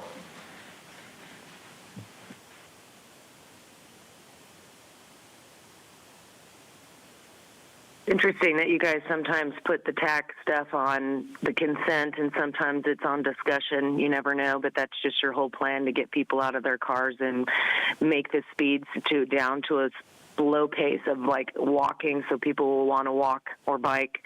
And, it's pretty embarrassing to be in a local emergency for this Tijuana River Valley for so long. And it reminds me of the COVID days of like being in an emergency for the money and all the fraud, waste, and abuse that takes place, because it's like this could easily be mitigated. You guys just refuse to do it at a fast pace. And heck, yeah, with the sexually violent predators, they totally deserve the death penalty. But what you could do with the $650 million is like relocate the people that are in IB and in the South area to like a better area, and then put all the sexually violent predators there. How cool would that be? And let them test them for the health effects. You know what I mean? Like see if it like winds up killing them. It wouldn't matter at that point, right? Because it's like we just, did a service to the public. But, then you could just be testing it on people that actually deserve that. And with your cactus habitat enhancement, it's like, it's pretty funny to see what you guys will do to be like, we're going to preserve local biodiversity. You can't even take care of people. You can't even help homeless. You can't even, like, when you do have some kind of preserve, it goes to shit, and it's totally not taken care of. And, these local public and nonprofit entities that you're going to be working with, like how much of that $50,000 is going to go into their pockets? And really, it's like you're removing native and non-native invasive species. It's like, I would consider you guys an invasive species, and so I don't know if you're included in this. or not, but you should probably add that to the wording. But it's an interesting 50-year plan that you guys have to, Thank you. Your time is up. We'll go to our next speaker.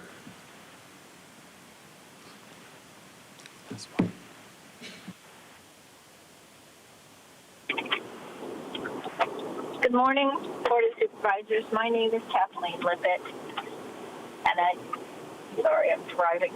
I'm a public health promotion practitioner, and in which case we learned that how very important sound drug policies are to encouraging or incentivizing healthy and safe choices and behaviors. I'd like to talk about the marijuana and driving issue. An estimated 14.8 million motorists say they've operated a vehicle within an hour of using marijuana, according to a AAA study. Some 1 in 5 individuals reports that they have Brian, could you please pause your time for a quick moment? Please pause your time. Can you clarify which agenda item you're speaking to regarding these comments? I called in for non-agenda public comment. Okay, this is consent, so we're on items 1 through 3 on the consent calendar. You can call back for the remainder of non-agenda public comment at the conclusion of the meeting. So if you have comments on items 1 through 3, please continue. If not, please call back. Okay, I will call back, but I did indicate that's why I was calling for non-agenda. So. Okay, well, we're looking forward to hearing from you at the end of the. All right. Thank you. And with that, Vice Chair Lawson Rimmer, that concludes public comment on the items on the consent agenda. Okay, thank you. We have a motion by Supervisor Montgomery Stepp, a second by Supervisor Desmond. It's a reminder that this is to approve items 1, 2, and 3 on the consent agenda. Item 4 has been pulled. Please take a vote. Thank you. And Vice Chair Lawson Rimmer, that motion passes unanimously with all supervisors being present and voting aye. Okay, we'll move on to item 4. This is authority to advertise and award a construction contract and ratify change orders for previous contract for the Tijuana River Valley dredging projects and related CEQA environmental review update checklist. We'll have a conversation first among my colleagues because it was obviously pulled for a reason. So do we have any comments or questions from any of the supervisors? Supervisor Anderson. Thank you very much. I do have some questions because when I looked through this, we're talking about $3.4 million, and then I saw it's based on federal grant money, and I just wanted to get a better understanding. What exactly are we doing and how are we changing it? And my concern is, while there's a stay on the federal order, would that grant be impacted? Because I think that we're using $750,000 of county money to address this. And when you look, we've changed the scope because initially we weren't responsible for City of San Diego land, yet I believe this one includes City of San Diego land.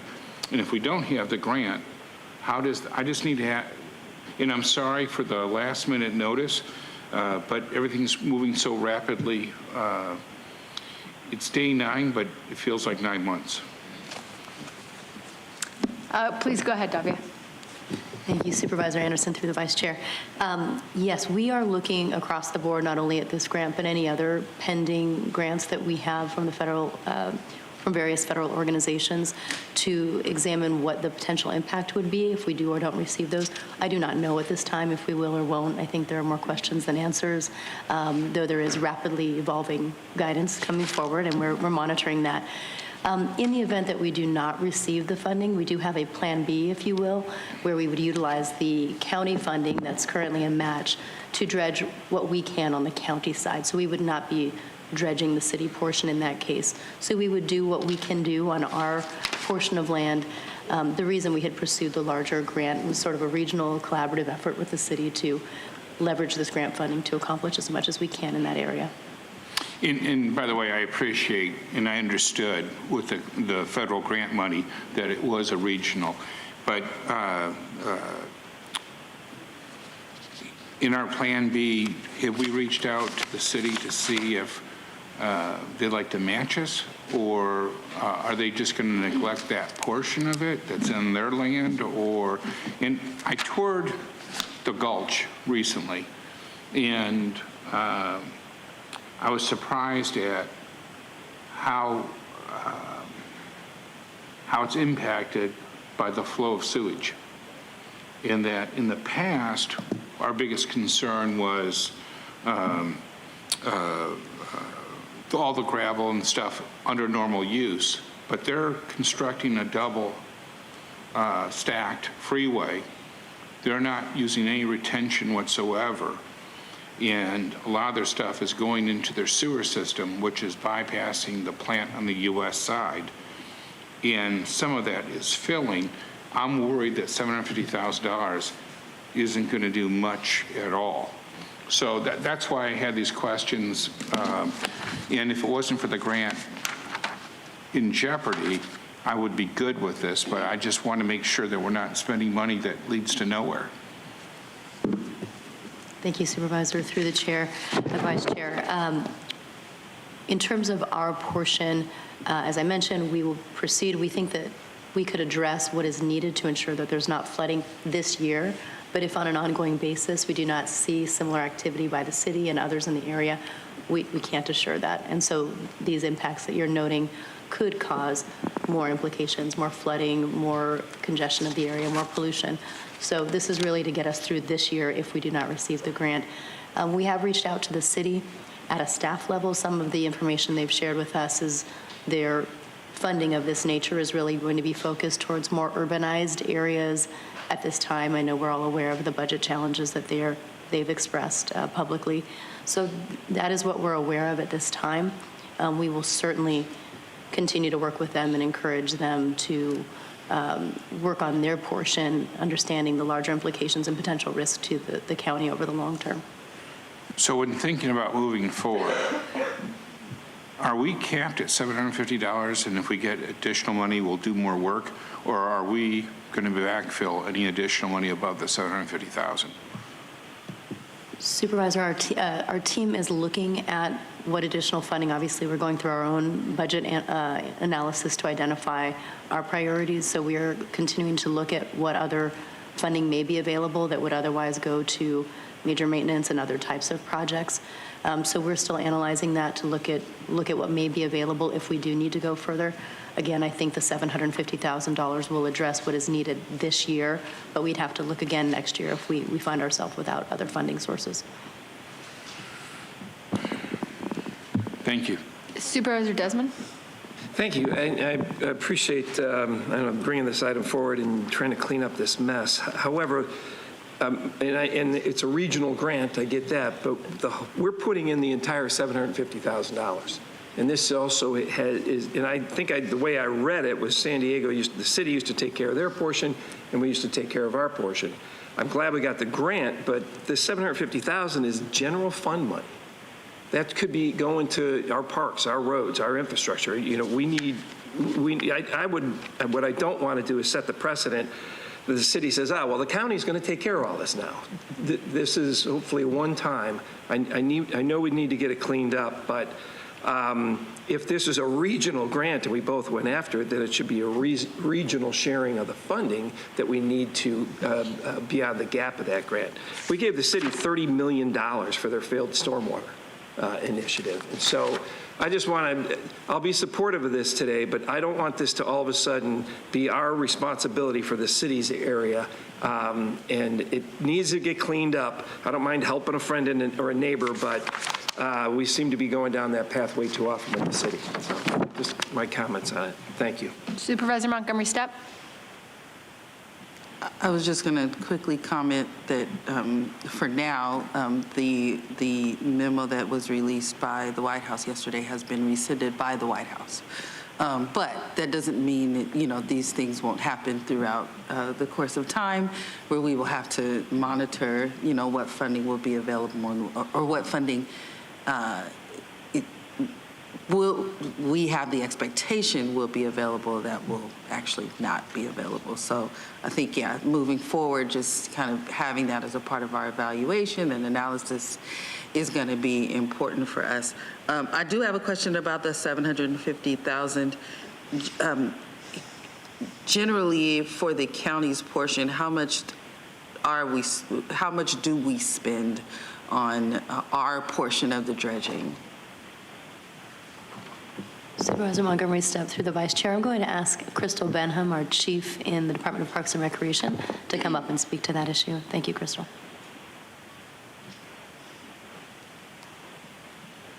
Good morning. Supervisor Montgomery stepped through the vice chair.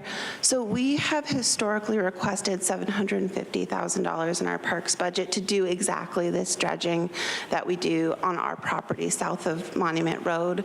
And we've focused in this area in particular to reduce flood risk across the road.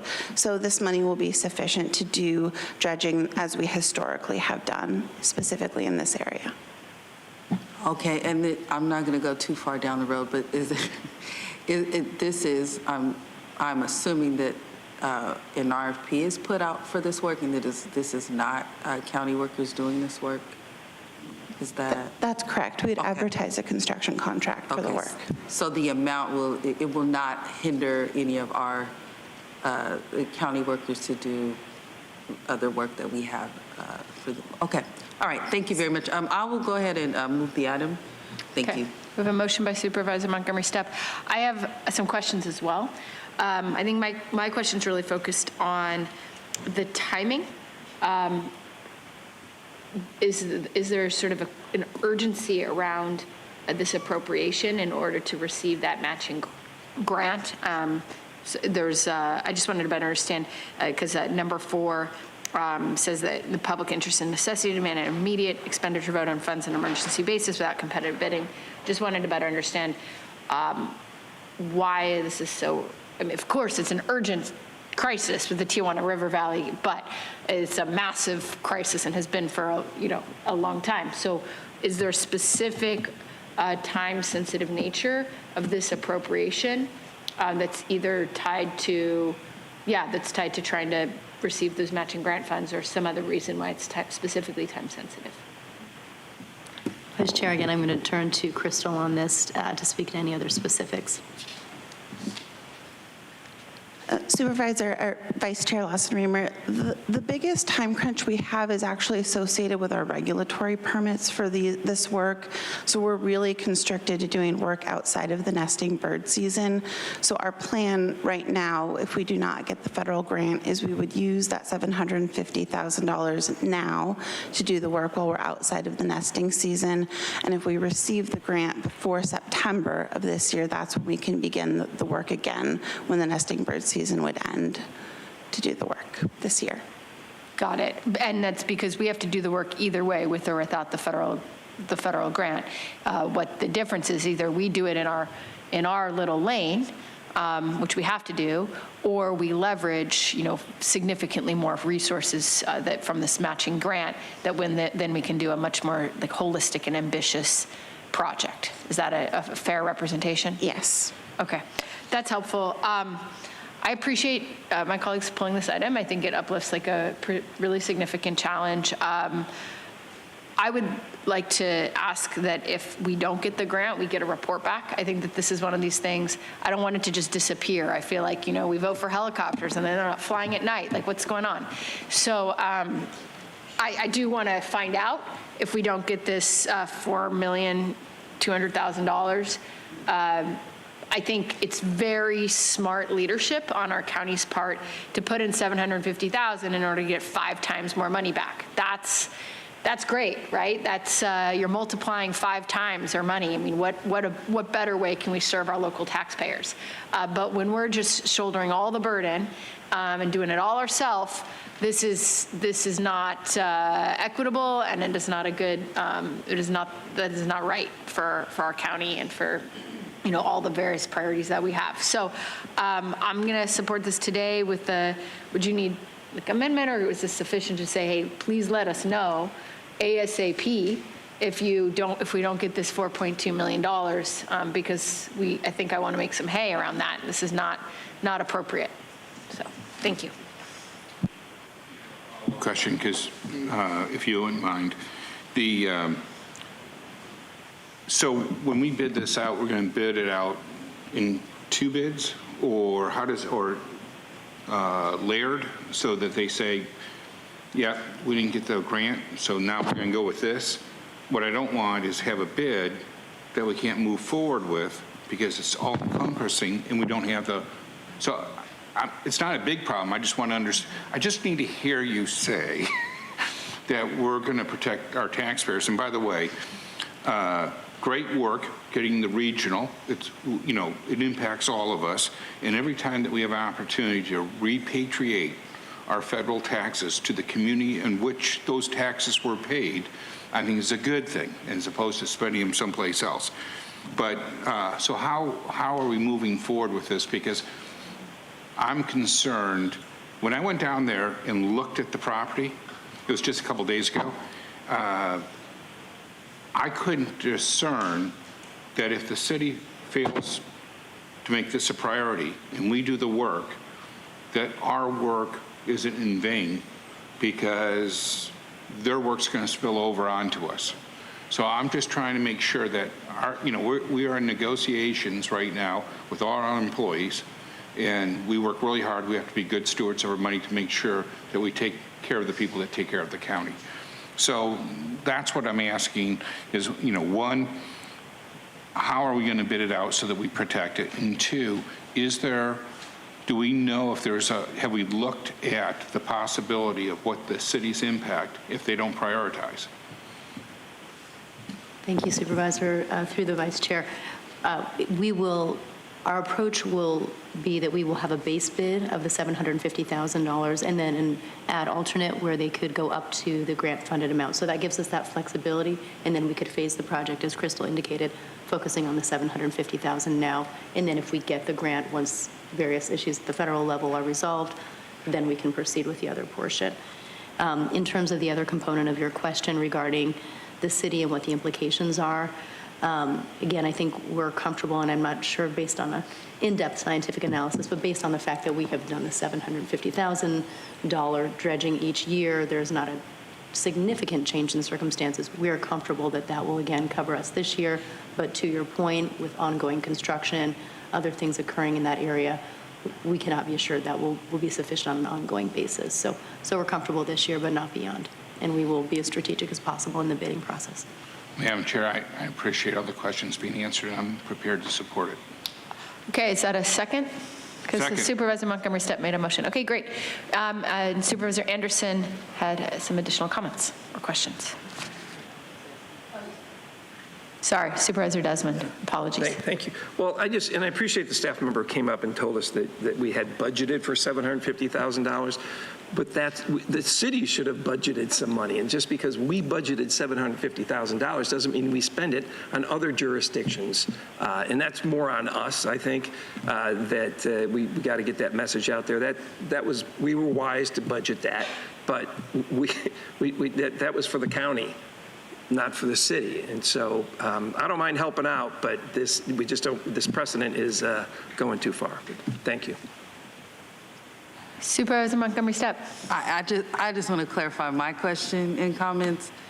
The purpose in asking what is our practice, right, is to make sure that we are doing exactly what we're supposed to be doing, and the grant funding is taking care of the regional issues. That was my only, because regardless of what the city does, we're still going to, take that $750,000 and do our dredging because of the responsibility that we have. But it's still good to take a look at it. I'm not, this is a good conversation, and going into our budget, we have to really put a, fine-tooth comb to all of this. So I'm happy about the conversation. I just want to make sure my comments were clarified for the purpose of that conversation. Thank you. I just want to say one last thing. I appreciate all these conversations because we are in a tough budget environment. We are in a difficult moment, we've been looking at these reports that have been coming towards us for the last year, looking at, declining sales tax revenue, declining property tax revenue. We're looking at potential challenges of uncertainty around more inflation possibly coming down the pipeline. Now we don't know what's going to happen with grants. It seems like they're going to happen. Maybe they won't. So I do agree that we have to be very, very prudent, and I think in general, be aware that every dollar is really precious, and we're not. This is not going to be an easy couple years from a fiscal standpoint. So I'm strongly in support of the principle that we should be leveraging other people's money. We should continue doing that and continue fighting to protect our own tax base and our taxpayers here in San Diego County. So with that, we have a motion by Supervisor Montgomery Steppe and second by Supervisor Anderson. Oh, apologies, Ryan. Thank you so much. If you could please call up for public comment. Thank you, Vice Chair Lawson-Remer. We have 8 total requests to speak, 1 individual in person, and 7 requesting to speak by phone. Also, just like to note for the record, we did receive 1 e-comment on this item, which was in favor. For any individual that requested to speak on this item by phone, please dial into the conference line now using the instructions that were provided to you. Go ahead and begin with that in-person speaker. I'd like to invite forward Cesar Javier. You have 2 minutes to address the board, and if you could please begin by stating your name for the record. Excuse me, sir. Are we not to hear first the presentation so that we could attend to it? That's for a different item. There's no presentation for item 4.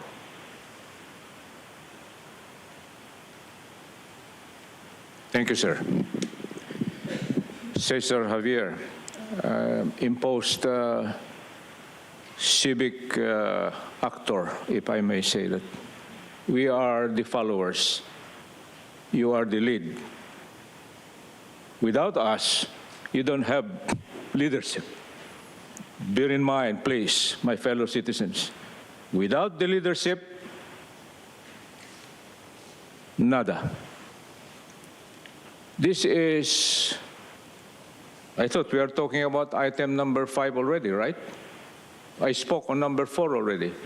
No, sir. Item 4 was pulled for discussion, so this is item 4. Item Yes, 5 sir. will be next. I'm regaining my toxicity. I'm so sorry. Have we implemented, sirs, best names, respectable, honorable governors, the provisions of SICA? Because this is all about SICA. Who is the lead agency for air pollution?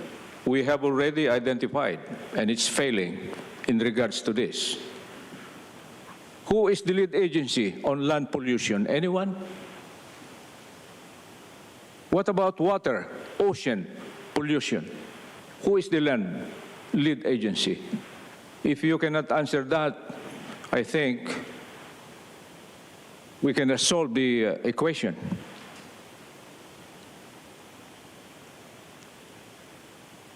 Emergency input, we identify our actors, leadership, and they should be present here, at least represented, if not the director or the supervisor, if only to have a healthy discussion, the vision of this meeting. Thank you, sir. We'll now hear from those that Thank you. Thank you. We will now hear from those that requested to speak by phone. When it's your turn to speak, you'll be unmuted. You'll hear a recording that will tell you to begin your comments after the beep. Again, I'd like to remind the callers they should mute their TV or live video stream before they begin speaking, and we'll go ahead and begin with our first caller.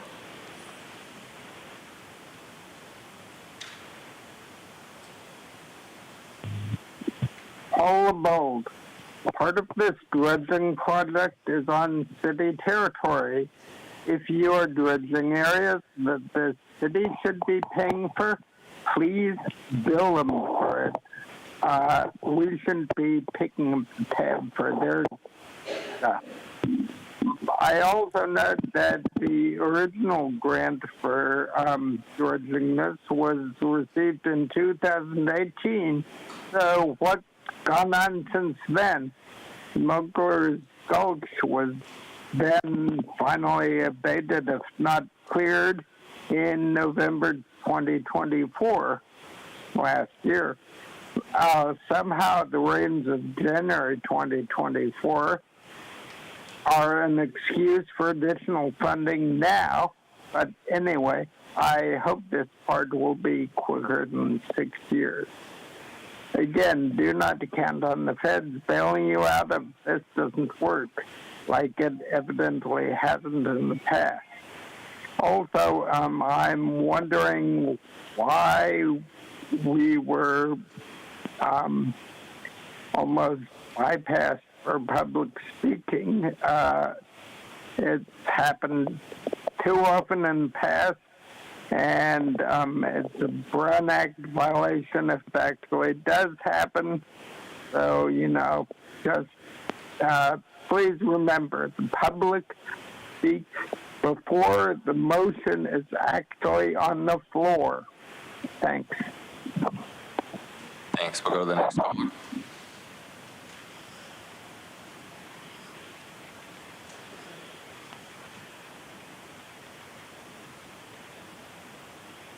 Hello, this is Catherine Rhodes, and thank you very much to Supervisor Anderson. Agree with everything you said. Please invite our President Trump and Vice President J.D. Vance to our border to talk with the Border Patrol and Navy SEALs and see what they think about all this pollution and how the beaches and it's how it's not good for our military and everything like that. And agreed with Supervisor Jim Desmond that both the city and the county are rich. Please let me show you how many hundreds of millions of dollars that you have. You guys are so rich. You have hoarded general and special revenue funds that have been sitting in your fund balances in cash, for decades. You started using it, and now people are complaining that you use so much money. You're just using hoarded funds. And, I've talked about this before, but the only reason I called today was my ongoing seismic concerns of the Tijuana River Valley have never been evaluated.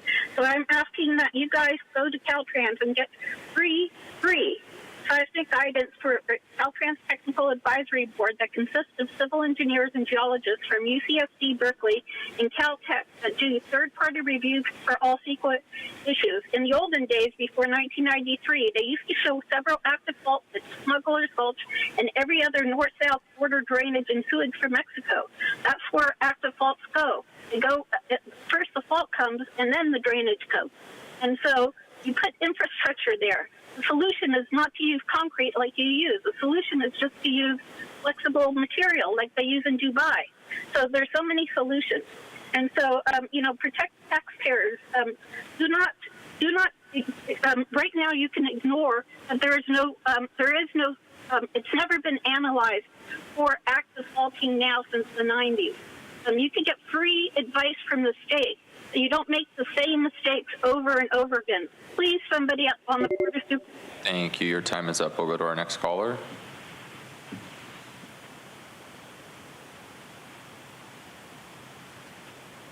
Yes, Joel, you're spending money that leads to nowhere. This is going to be a continual problem that needs to be mitigated until you actually get down to the source of the issue and hold Mexico accountable for all of the things that they are doing. Instead, you guys don't want to do that, and you're going to force President Trump to do that and either put in sanctions or tariffs or something to get them, because they should be paying for this. It shouldn't be coming out of the pockets of the people here when it's not our fault, and you're wasteful with the money. And if he has plans to dig a new channel south to divert to Mexico, maybe you guys should do that. Maybe that money from this needs to be spent so that you're sending it back to Mexico and not allowing it to come into the county. And you shouldn't be, allowing the city to not do their part. But again, at the same point, it's like we should be holding Mexico accountable. They should be paying for this type of stuff. We could be spending this money that is coming in on so many better things if this problem wasn't going on. But it is wasteful when you have to continually do stuff. You don't plan for it. You remove so much, and then heavy rains come in and cause challenges that you have to mitigate, because there's always going to be an issue there. It's going to be a constant source of money that needs to come in from the people who aren't to blame. And instead of holding the people who are to blame accountable, you don't want to do that. You just want us to continue to pay for it. And that is negligence. And that's fraud, waste, and abuse, using our money for something when you could. You could divert a channel, or dig a channel, and have it send it back to Mexico. Why not? You know what I mean? You're spending plenty of money doing other things. So I don't know what's going to happen, but, like, you guys need to really quit being so wasteful and know the county, it's not them that's rich. Catherine, it's the people. That's the people's money that they're holding on to, all while people are suffering. Thank you. Your time is up. We'll go to our next caller.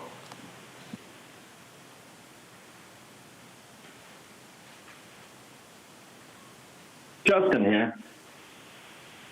I remember back to the last day that Helen Robinson Myers left. She warned each and every single one of you that funds were not going to be as plentiful as they were, and you guys need to start looking at tightening your budget. You flat out ignored her. On top of that, you, Tara, were complaining because when you guys overspend, it's your problem. But when you underspend and you have money to surplus, that is your, rainy day fund. Instead of spending that money as soon as you get it, which you have been for the past 4 years, now we're in the part we're in winter. We're not going to get that much money. This is why your career is over.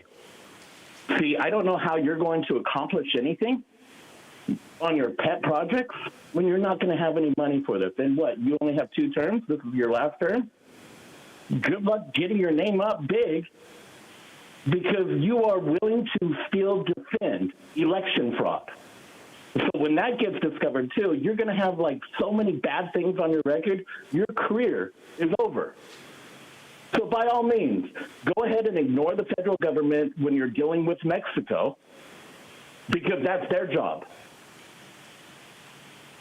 So whatever, you guys want to screw these things up, go ahead. You guys want to go ahead and continue embezzling money, go ahead. But guess what? In 4 years, there is going to be accountability, I hope. I hope that there's going to be accountability on your guys' actions and many other politicians' actions that do the same shit that you do. And if that happens, I do hope. Thank you. Your time is up. We'll go to our next caller.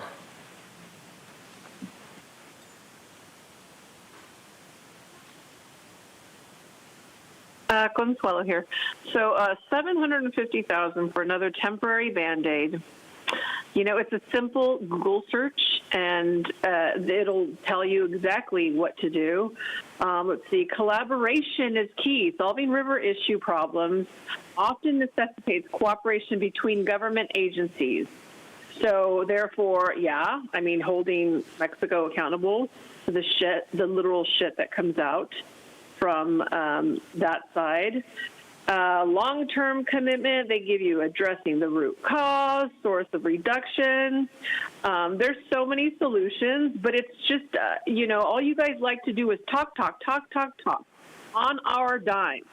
And it's enough. Honestly, it is so enough with, you know what, Monica? We don't need any more good conversations. We need good action. And the people have had enough. You've got the money, you guys got the technology, it's time to do something about it. Time to do shit about the shit. Because you got a lot of shit to spend. So go ahead, put our money to good use, stop wasting it on these temporary Band-Aids. It really is not okay, man. There's too many people working hard, too many people suffering. This is crap. All you guys do is talk, and it's so frustrating. IB, come on, Imperial Beach, my South County neighbors, get involved, man. You guys should all be here. Every single person who's concerned about this should be chiming in, calling in, being there. Represent yourselves. You can't rely on just your mayor and your city council. It's really up to all of us. We're all paying for this. I smell the shit, and I live far from it. And then I have to listen to the shit because I call in to these meetings. It's just enough. Anyway. That's all I got. Thank you. Vice Chair Lawson-Remer, that concludes public comment on this item. Okay, thank you very much. We have a motion by Supervisor Montgomery Steppe, a second by Supervisor Joel Anderson. Please take a vote. And Vice Chair Lawson-Remer, that motion passes unanimously with all supervisors being present and voting aye. Okay, thank you very much. We now move on to discussion item 5. So this has a presentation. Mark and Michael, are you ready? Fantastic. Good morning, Vice Chair Lawson-Remer and Supervisors. I'm Mike Johnson with Planning and Development Services. Today I will present item 5, the appeal of an environmental determination, which was in a CEQA exemption for a permit that was approved for replacement landscaping on a property in Rancho Santa Fe. The department is before you today recommending denial of the appeal and upholding the CEQA exemption. The following slides will provide details on the project and why it was approved, background on the CEQA exemption and why it was appropriate for this project, and an analysis of the appeal points and why the department recommends denial of the appeal. The project site identified by the red star is located in the San Diego Community Plan and Santa Fe Valley Specific Plan along Road to Singapore, north of Top of the Morning Way.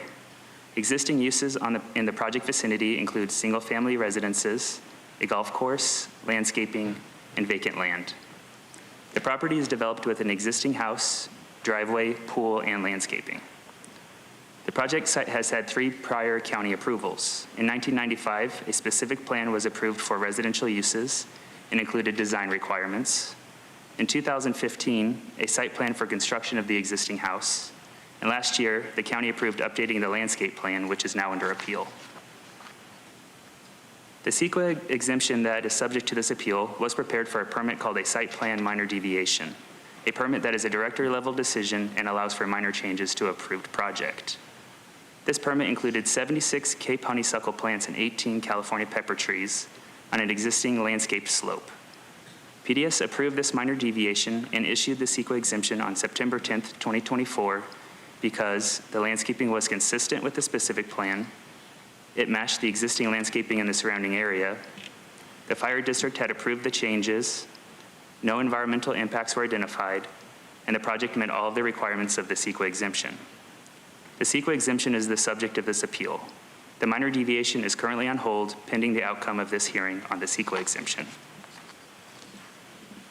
Over the last several years, PDS has been working with both the project applicant and the appellant, who lives directly south of the project site, to address concerns regarding unpermitted improvements made to both properties.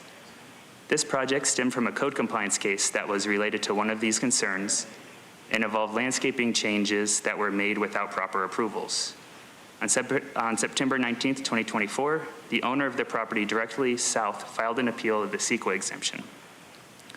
The board is reviewing the appeal because CEQA mandates that environmental determinations, such as the CEQA exemption issued for this project, be appealable to the elected decision-making body. The CEQA appeal contained 2 main points. For the first point, the appellant states the CEQA exemption does not apply because the project involves grading on a slope in a scenic area with visually sensitive hillsides and ridgelines, and says that CEQA states that grading is not exempt in scenic areas. After review, PDS still finds the exemption does apply.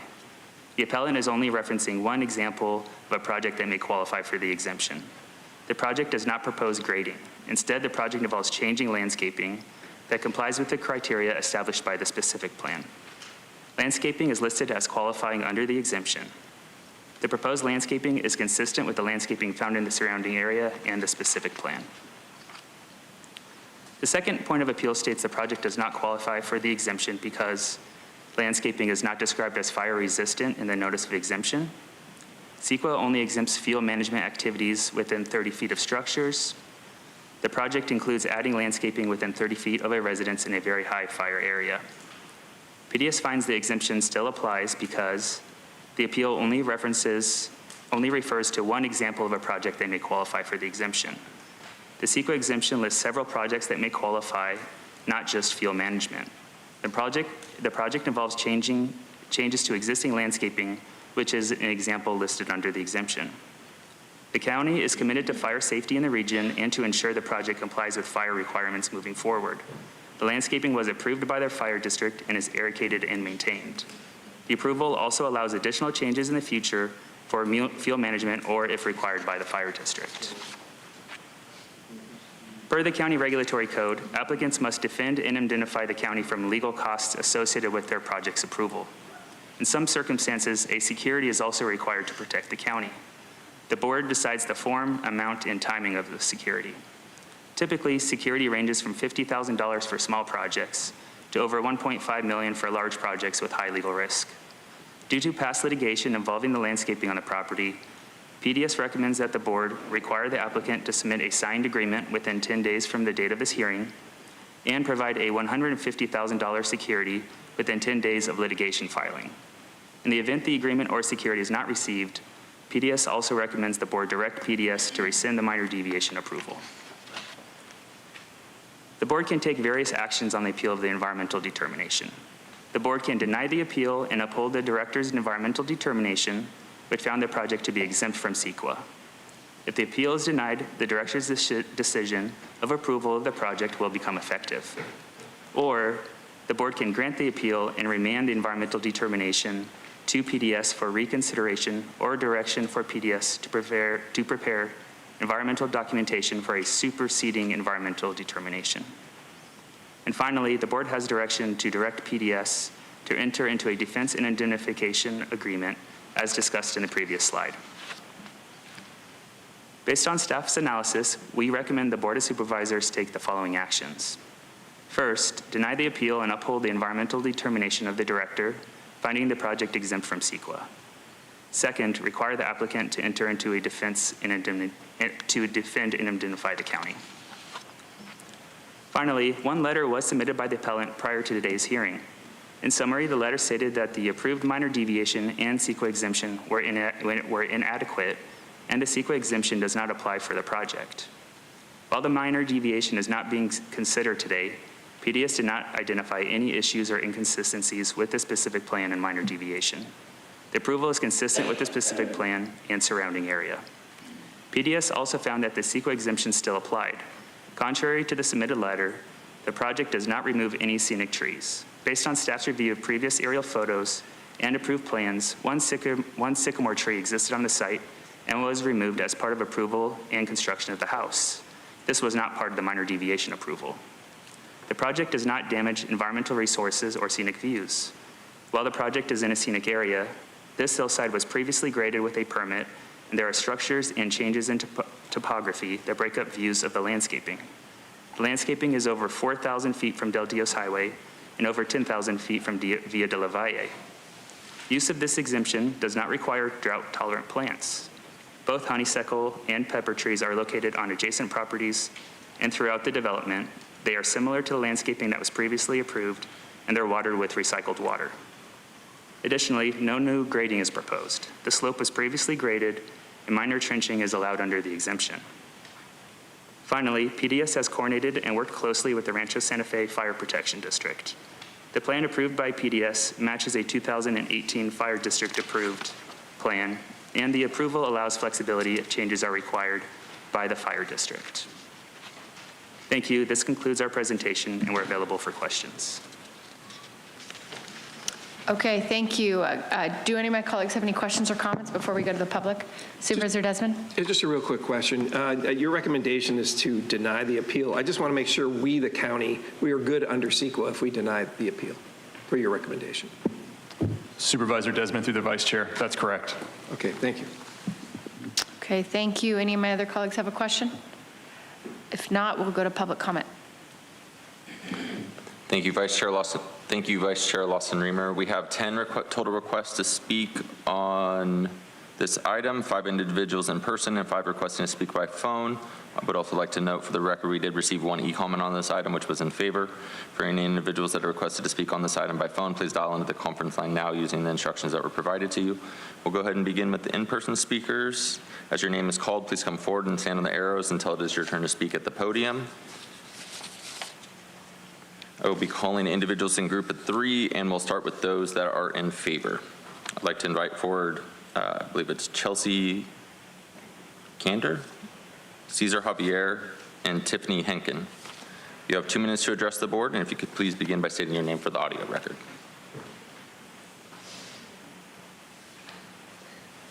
Good morning. My name is Chelsea Kanzler, and I represent Mark and Tiffany Hinkle. The Hinkles are in favor of PDS's determination that the CEQA exemption should be upheld. The exception that was mentioned in the appellant's letter brief does not apply, and we don't want to take up more of your time rehashing the arguments. We just want to state that we do support PDS's determinations with regard to denying the appeal. The Hinkles do, however, submit that they would like you to reconsider forcing the Hinkles to enter an indemnification and defense agreement, at least at this level. This appeal continues the tactics of Mr. Blasey in financially harassing the Hinkles that have gone on now for years. And so the Hinkles do request that you reconsider the amount of indemnification that is requested to be posted as security.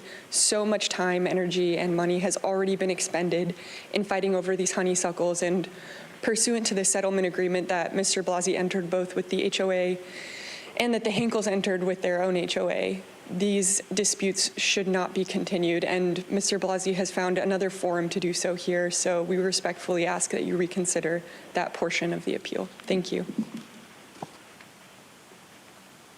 Can I use the remaining time of her? Thank you, sir. Cesar Javier.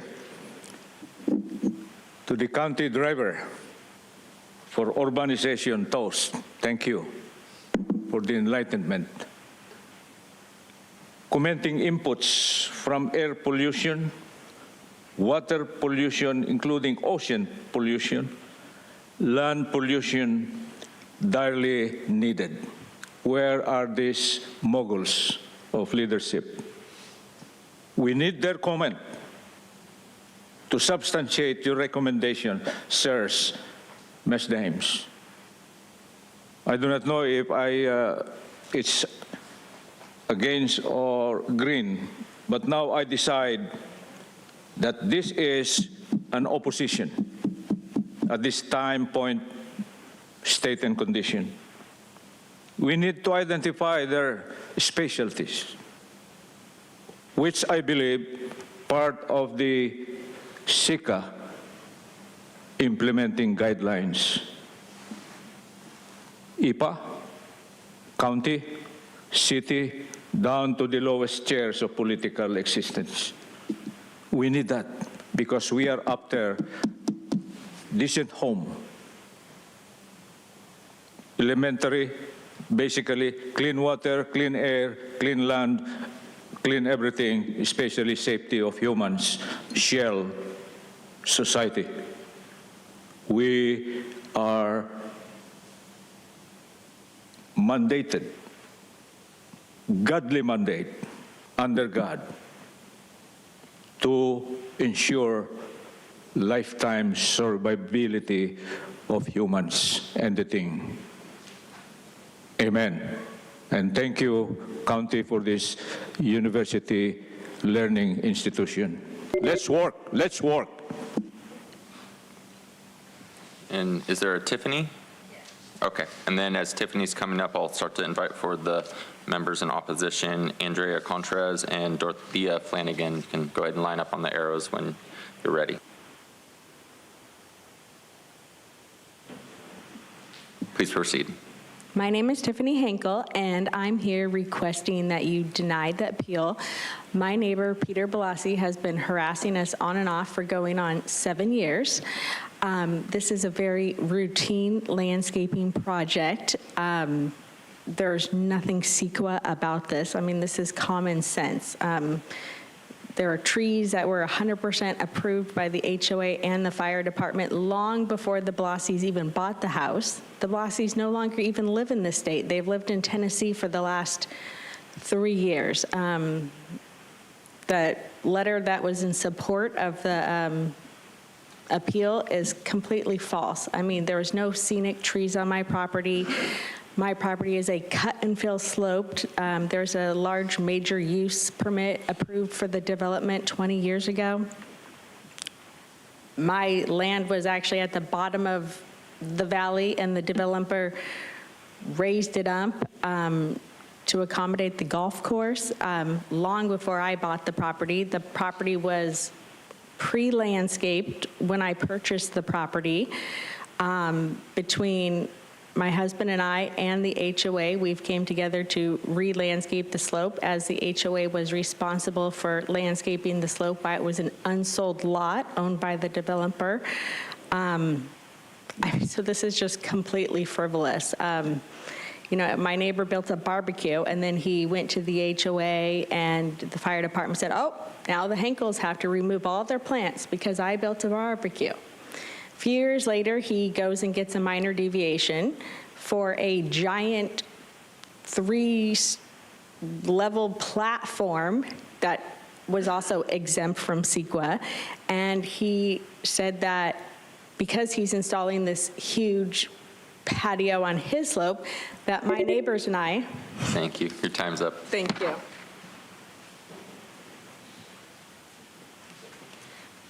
Good morning. It's still morning, right? Yeah, barely. My name's Andrea Contreras. I'm a land use attorney, and I represent Peter Blasey. I have a presentation. Are you able to put that up on the... Great. Also, we are the appellant, and I think we should get more than 2 minutes here. I'd ask for your consideration on that. We are appealing the CEQA exemption for the minor deviation.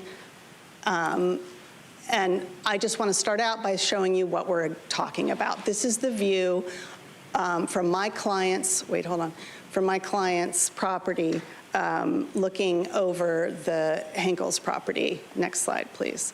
So that, if you look at the chairs on the right there, kind of looking in that direction, that is the Henkel property. Next slide, please. You can see it from there. Next slide, please, from there.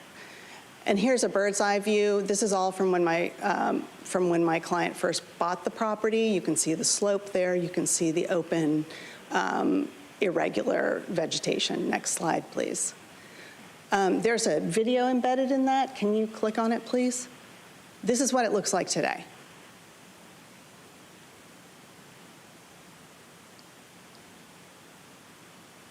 Next slide, please.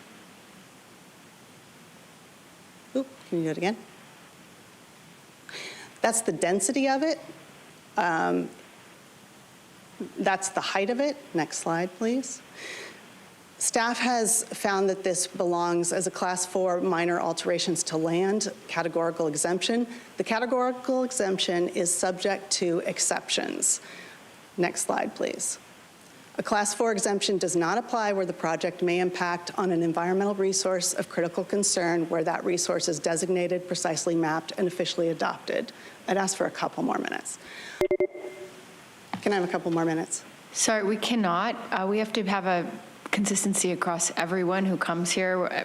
I understand. I'd have 10 minutes if I had a couple of other people here. That's true. If you had a couple other people, that is the rules. If you have a group presentation, you'd have more time.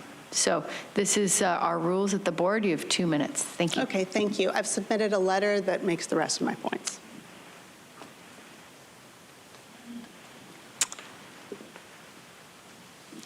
I'm Dorothea Flanagan.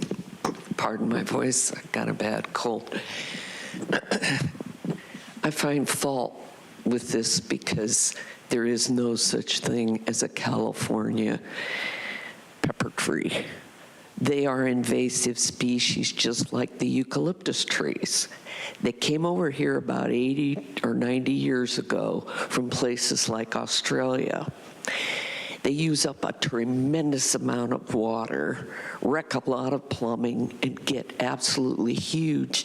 The worst part is they crowd out all of our natural species. And I know this because I've lived in Gopher Canyon for 44 and a half years, and I've observed it. They put out chutes everywhere that the people have to chase and remove them. It's a species you just don't even want here. A California pepper tree? How could that be possible? Let's start with truth in the first place. They're very bad for San Diego County. just like the Mexican palm trees. That's another invasive species that we run around and keep pulling out shoots everywhere from their seeds. Pick another tree that was natural to San Diego County. Thank you. Thank you. We will now hear from those that have requested to speak by phone. When it's your turn to speak, you'll be unmuted. You will hear a recording that will tell you to begin your comments after the beep. Again, I'd like to remind the callers that they should mute their TV or live video stream before they begin speaking, and we'll go ahead and begin with our first caller.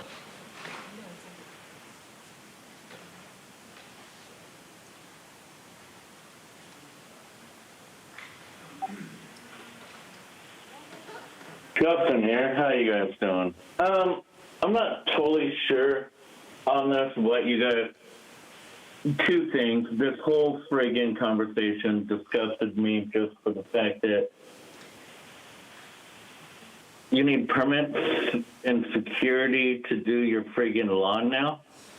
Now, I do have an issue if it is an invasive, like the pepper trees. Yeah, no, they're terrible. And I definitely understand, you know, California not wanting those into our area. I definitely get that, and we shouldn't appeal something just because a dude has, or we shouldn't allow him to have these plants just because he could throw money at it. So if it's dealing with that plant, like, no, get a different plant. I definitely agree with the girl that talked right before.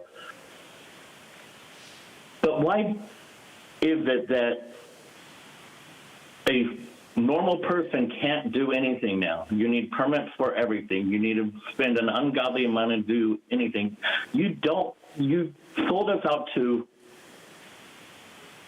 big business. You took away our ability to create, make things, and you gave it away to commercial. And I don't agree with that.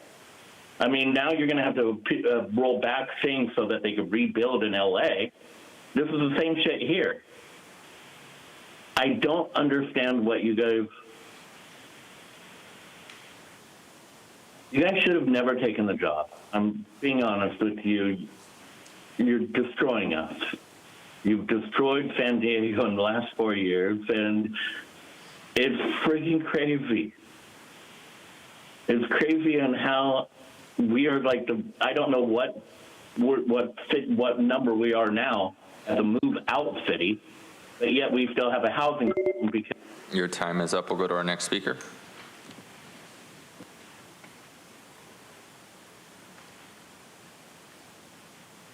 Hey, Consuelo here. So this is heartbreaking that neighbors are fighting amongst each other. And it's called living in an HOA, Justin. And this is, when people do live in HOAs, like little mini governments, they agree to something called CC&Rs. And these are some of the things that's what's the keto, living in an HOA.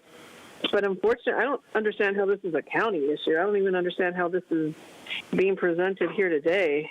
And I'm so sorry that these neighbors are fighting. But I think one thing you can take away from showing up and getting your 2 minutes, lawyer lady, is that you can recognize just how unfair our government officials are regarding your time, your efforts, and wanting to really listen to you, because they don't really care. So good luck with everything, my neighbors, my San Diego County neighbors. I hope you work it out, and I really hope, gosh, this is ugly. This is really ugly. It's sad. Dang, it shouldn't be this way. But anyways, yep, living in an HOA sucks. That's all I got. Thank you. We'll go to our next speaker.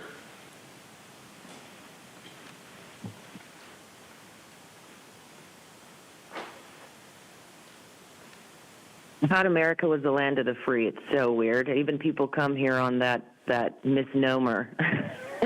It's quite funny. You know, we've got financial harassment, neighbor harassment, government harassment, trying to get people to be in code compliance. It's like, man, I can't wait till the day when all of these constructs fall flat. and people can actually do the things that they want, and they don't have all these requirements. And it's funny because you're talking about being in compliance with like fire requirements and different things like that. But all these things that you guys do are going against that. You're actually putting people in danger by, you know, engaging in the electric infrastructure and the lithium batteries that, you know, will burn down the entire county the more you put them in there, and the more you try and force people into electric vehicles only to get them out of their vehicles to walk and bike. But it's just nuts. It's like you guys engage in things that cause crazy fires, and nothing is that you just want to keep enforcing it. Oh, no, let's just keep doing it. And then you want to come into somebody's land and try and tell them what they can do, and so that you're like, you know, indemnified. You want them to spend more money, $150,000 within 10 days of litigation, you know, and it's like, it's just interesting to see the things that you guys engage in, and it just shows that America is not the land of the free. And it's definitely not being the home of the brave, because a bunch of people, you know, just sit back and watch it happen when we could actually do something to fight back and make sure that you guys don't want to take total control. And this comes down from the United Nations. So it's like you sold this out to them so that you have all these requirements. And there's a lot of high fire zones all over the place. Even the city of San Diego is a high fire zone. And, you know, we're not really doing anything to mitigate that. We don't even have like preparedness plans in place, as we were talking about yesterday. It's like nobody's going to know where to go, because we're not going to do any kind of town hall or anything to let people know. Thank you. Your time is up. And Vice Chair Lawson-Remer, that concludes public comment on this item. Thank you so much. I just want to have some questions for our team. Just clarifying that our scope of authority, our decision-making authority here is extremely narrow. My understanding is that we're only able to consider whether the environmental determination is correct, that the project is exempt from CEQA. Is that accurate? All we're doing is looking at this environmental determination of projects exemption under CEQA. Vice Chair Lawson-Remer, that's correct. That's helpful. The only question I had in all these documents was the issue of fire. That was the only piece that kind of popped out at me. So I just wanted to better understand and to be certain that the plants, these honeysuckles, are exempt under CEQA, regardless of whatever, you know, kind of in the context of whatever fire analysis needs to be done. Vice Chair Lawson-Remer, that is accurate. We also coordinated closely with the Rancho Santa Fe Fire Protection District. They've reviewed this exact landscape plan, and they have approved it. So the fire department said that these honeysuckles do not pose a fire risk? That is correct. Okay. I just want to say it's very unfortunate that this is here. Because ultimately, we're going to have to make a decision one way or the other. Someone's going to win, someone's going to lose. It's very unfortunate that our neighbors can't kind of figure out a win-win solution. Just acknowledging that this is not really the best forum to decide these kinds of issues around landscaping. So, you know, I think with that, you know, I think I've read these documents. My only question was on the fire. I think that PDS, your recommendation, I don't see any grounds where we would be able to overturn this environmental determination. And certainly, however, the fact that there is ongoing litigation means that clearly we do need to have indemnification at the county. And so that recommendation, I think, is wise as well. So I will support this today, but I again want to say that this is extremely unfortunate. There's probably some win-win solution, and appealing a landscaping dispute to us, that this is not a path to win-win solutions. So if anyone else has any other comments from my colleagues. Or if there's a second to the motion. Okay, we have a motion from myself, a second by Supervisor Anderson. Please vote. And Vice Chair Lawson-Remer, that motion passes unanimously with all supervisors who are here, who are present and voting aye.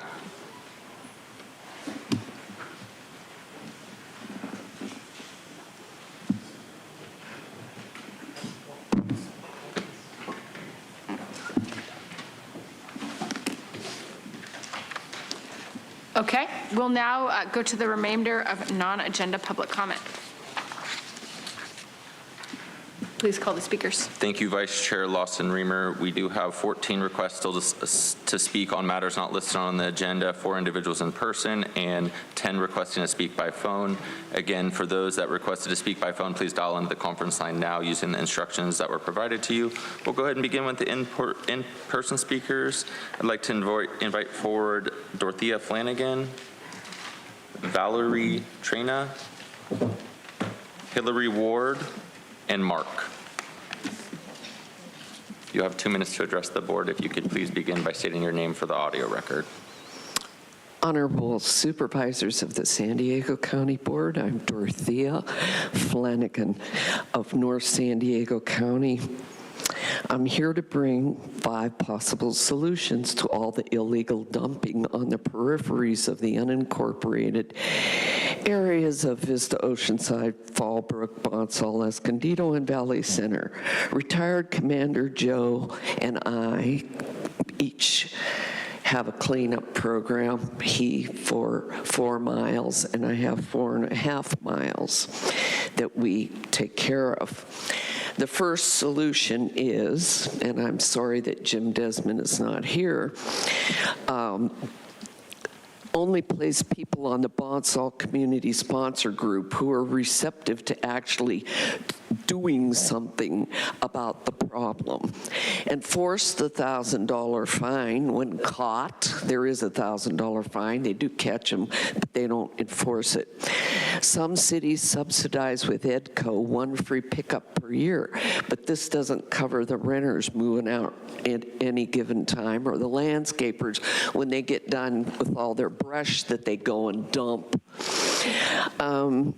My suggestion is a field camera placed under the I-15 overpass over Camino del Rey, Bonsall, in order to enforce the dumping, catching them. Other locations of repeated constant dumpings. County to collaborate with dump providers to prorate their $95 dump fee to be appropriate when people only come with 1 mattress, hot water tank, bookcase cabinet, reclining chair, refrigerator. They don't want to pay $95. How about $50? They don't do that. Up to 800 pounds? I only got the 4 suggestions. Thank you, ma'am.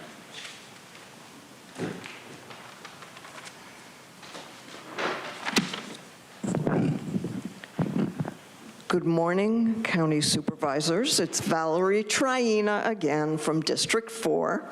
I was just here in December on the 11th complaining vociferously about the lack of attention to the reprehensible animal neglect of horses and dogs on Artesian Road. Our latest report is of a dog at the residence having suffered pitiably with an open wound for 10 full days before treatment. Deborah Barkley and Craig Netwig's status as wealthy denizens of Rancho Santa Fe must hold a lot of weight with you. If that's what's holding you back, then I'll need to speak with an ethics officer about the unequal treatment of county citizens by their representatives in government. Doesn't the Department of Animal Services report to you? Are you powerless to make said department do its job? Aren't you curious that you've heard nothing but positive reports about Artesian Road from that department, yet we keep coming back? I value my time. I'm only here because injustice tears me up. Fix this. Thank you. And final call for Hillary Ward or Mark. Not seeing any movement in the chamber. We'll go ahead and turn to our callers. Again, when it's your turn to speak, you'll be unmuted. You will hear a recording that will tell you to begin your comments after the beep. Again, to like to remind the callers they should mute their TV or live video stream before they begin speaking, and we'll go ahead and begin with our first caller.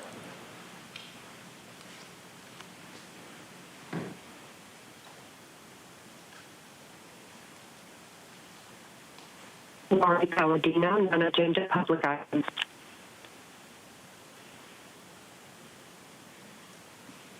You can proceed. Department of Animal Services. Thank you. The Department of Animal Services is falling apart. It was once known as one of the best agencies in the nation. It's now become one of the worst. This is extremely worrisome. We can't sit by and watch animal suffering become normalized. We want to know when animal welfare will become a top priority for the county. The way things stand right now, it appears when animals languish, suffer, and die, it is of little consequence. I'm calling in again on behalf of the Artesian Road horses who continue to be neglected. The Artesian Road horses were left to endure the rain and the high winds this past weekend.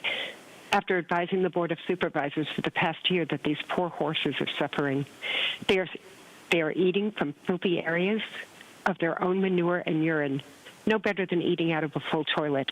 When you are passing laws in the county, the animals continue to suffer under your watch. What do you intend to do about putting an end to animal suffering, and when? We are demanding the horses and dogs on this Artesian Road property be removed and safely rehomed now. Animal issues are important issues to myself and to many others who will only vote and encourage.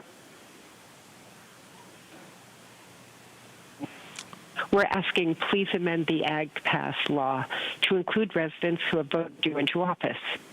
It is unacceptable to not allow residents to save their animals in the event of fire. Fire areas are not a crime scene. They are a place in which treasured homes and animals reside. If the concern is looters, then please bring in the National Guard to escort residents to their homes.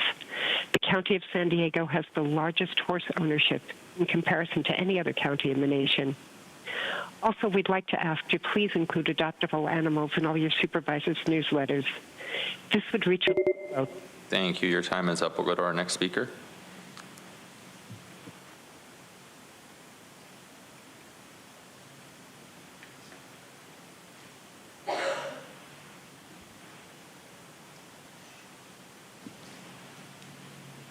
Our next speaker is Carrie. Hello, can you hear me? Thank you. Yes, go ahead and proceed. Okay. Thank you for letting me speak to all of you at the County Board Supervisors meeting. I'm really concerned about the Artesian Road horses that sat in the rain and high winds this past weekend after advising the Board of Supervisors over a year that these poor horses are suffering, and the horses are still there being cared for by drug addicts, eating manure and urine pretty much out of the toilet. While you're passing laws in the county, animals are suffering under your watch. When do you intend on ending animal suffering? I am demanding the horses and dogs be removed from Artesian Road. How many complaints do you need to get in order to make this happen? Animal issues are important to me, and I only vote and encourage others to vote for elected officials who protect and stand up for animals. Please amend the law Ag Pass to include residents who have voted you in office. It is absolutely unacceptable to not allow residents to save their animals, as areas of fires are not a crime scene. How they're a place of someone's treasured home where their animals reside. Like the other gal said, if the concern is looters, they need to bring in the National Guard to escort residents to their homes. Please include adoptable animals in all of your supervisors' newsletters. This would reach a lot of folks in the district and potentially Thank you. dogs and cats. Thank you. Your time is up. We'll go ahead and go to our next speaker.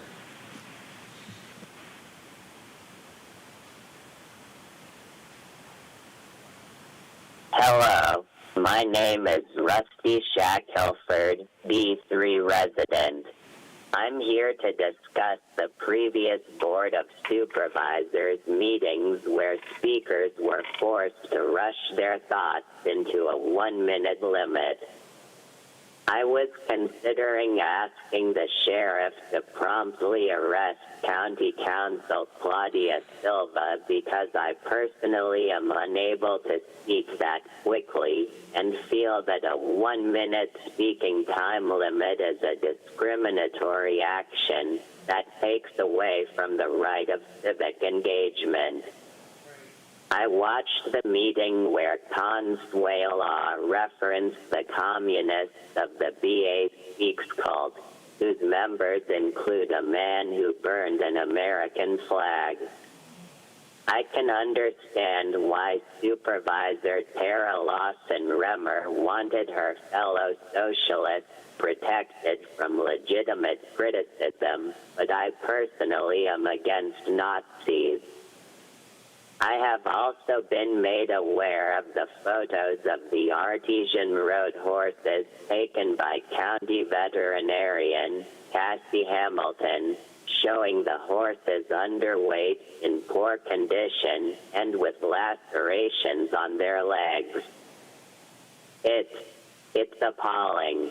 This is not how horses are to be cared for under any circumstances.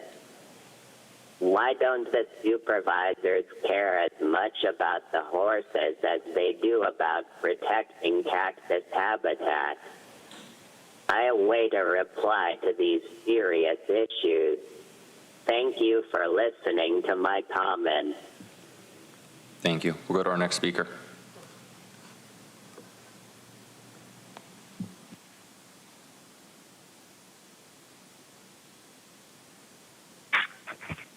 Hello, this is Kelly McCormick. I'm a public health educator with a focus on drug use prevention. I listened to yesterday's agenda item 20 with interest regarding the increased number of arrestees deemed incompetent to stand trial. This is yet another indicator that San Diego County is facing a mental health crisis affecting an alarming number of individuals. It's time to acknowledge one of the major drivers of this crisis, drug use. The Sandbag Criminal Justice Clearinghouse provides annual data on men and women who are booked into local jails, most recently finding that nearly 3 in 4 of the interviewees tested positive for at least one illicit substance. 1 in 2 tested positive for methamphetamine. Results show that marijuana was the most frequently used substance, and more than half said it was the first substance they had tried, reporting it as very easy or easy to obtain. If you are thinking that marijuana is no big deal, you've not been paying attention to the scientific evidence. Multiple high-quality studies show that the regular use of high-potency marijuana dramatically increases the risk of developing psychotic disorders, including cannabis-induced psychosis and schizophrenia. This month, a headline in the journal Psychiatry Online read, "Evidence Mounting that Connects Cannabis to Youth Depression and Suicide." Suicide is the second leading cause of death among American youth. It's time to stop pretending that marijuana is a benign substance. Thank you. Thank you. We'll go to our next speaker.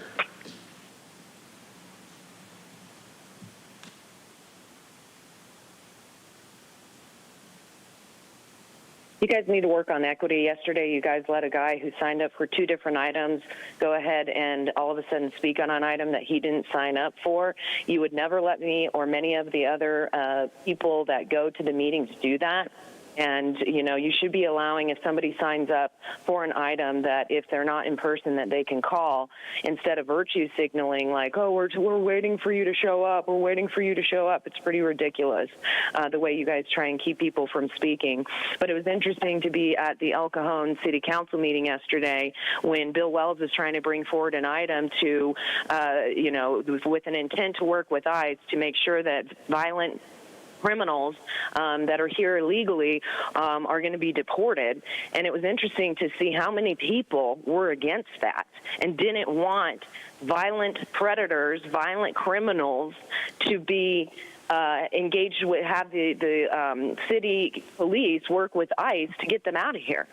And it's very sad because they're concerned about being profiled. But when we're talking about violent criminals, that should be on everybody's top priority. And, you know, SB 54 actually goes against the federal government. You guys want to sit there and say all the time, the federal government is the one that deals with immigration. Then why is SB 54 even being used? It should absolutely not be used.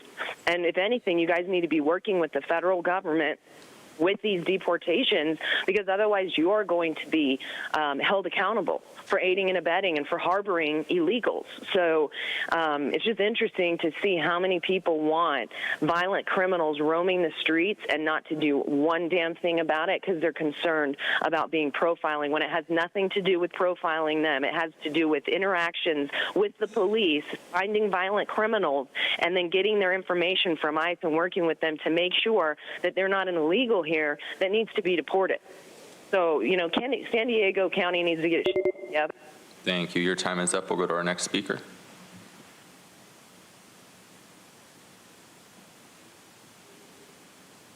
Good morning, Board of Supervisors. Ann Riddle here. I'd like to continue from my remarks regarding consent item 1, where I quoted regarding some research in the recent Journal of American Medical Association. It was just published on Tuesday. It was an observational study regarding cannabis use and the changes to the brain. It was one of the largest studies ever performed, and what they found was that, and this is a very large data set, that marijuana use does change the brain function of those that are using chronically, which would mean every day, and it does create a concern for what we call working memory or short-term memory loss, as the case. And the example they gave, the one I shared this morning regarding traffic, is, for example, if you were checking your blind spot as you're driving down the road, and then you looked back to see what was going on in front of you, you would need to remember what you saw in your blind spot to drive correctly and not endanger ourselves. And as they mentioned, it seemed that at least 63% of those using cannabis regularly exhibited this sort of reduced brain activity, or working memory, as they call it. And I express great concern about all of us that live in the backcountry regarding driving around on our streets if people are alcohol or drug impaired. And I think that is a great concern if you normalize marijuana use by creating more marijuana businesses, because that is what happens. Is you have. Thank you. Your time is up. We'll go to our next speaker.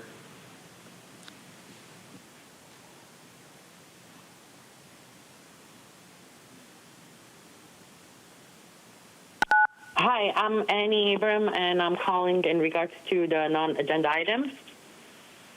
Hello? Can you hear me? Yes, please proceed. Oh, thank you. Thank you, Board of Supervisors, for having this meeting. Again, this is, I don't know, my cajillion times calling. I hope I will be heard and taken seriously. One thing is the Department of Animal Services is falling apart. Once known to be the best, and now it's all in the record of the worst. When will the animals be atop of the priority of the county? It seems that animals die and have no value to the county. I'm upheld. Am I wrong? I hope I am, but it seems like animal suffering means nothing to anyone here, and it seems to be normalized. And this is a very, very catastrophic discovery. And I cannot live with that. No one should live with that. And animals are the environment. The artesian road horses sat in the rain, stood in the rain, tortured and continuously. We asked the Board of Supervisors for more than a year for these poor horses to be removed, horses and dogs to be removed from the hands of these drug addicts that force them to eat from their manure. It's the same as eating from our toilet. But laws are being passed by the board yet no law to protect these animals that we keep begging for. Could you give us the power to do so? Because no one else seems to want to do it. We're more than happy to do it. Please pass it on to us. Please fire Kathleen Flannery now for single-handedly knowing that the Department of Animal Services has fallen apart, but yet ignoring it. And ignoring the concerns of every citizen again and again. Why is the county wasting our millions of dollars of... Thank you. Your time is up. And Vice Chair Lawson-Remer, that concludes the request for non-agenda public communication this afternoon. Okay, thank you very much. That now concludes the business before the board. With that, this meeting is adjourned. The next regular meeting of the board will take place on February 11th, 2025.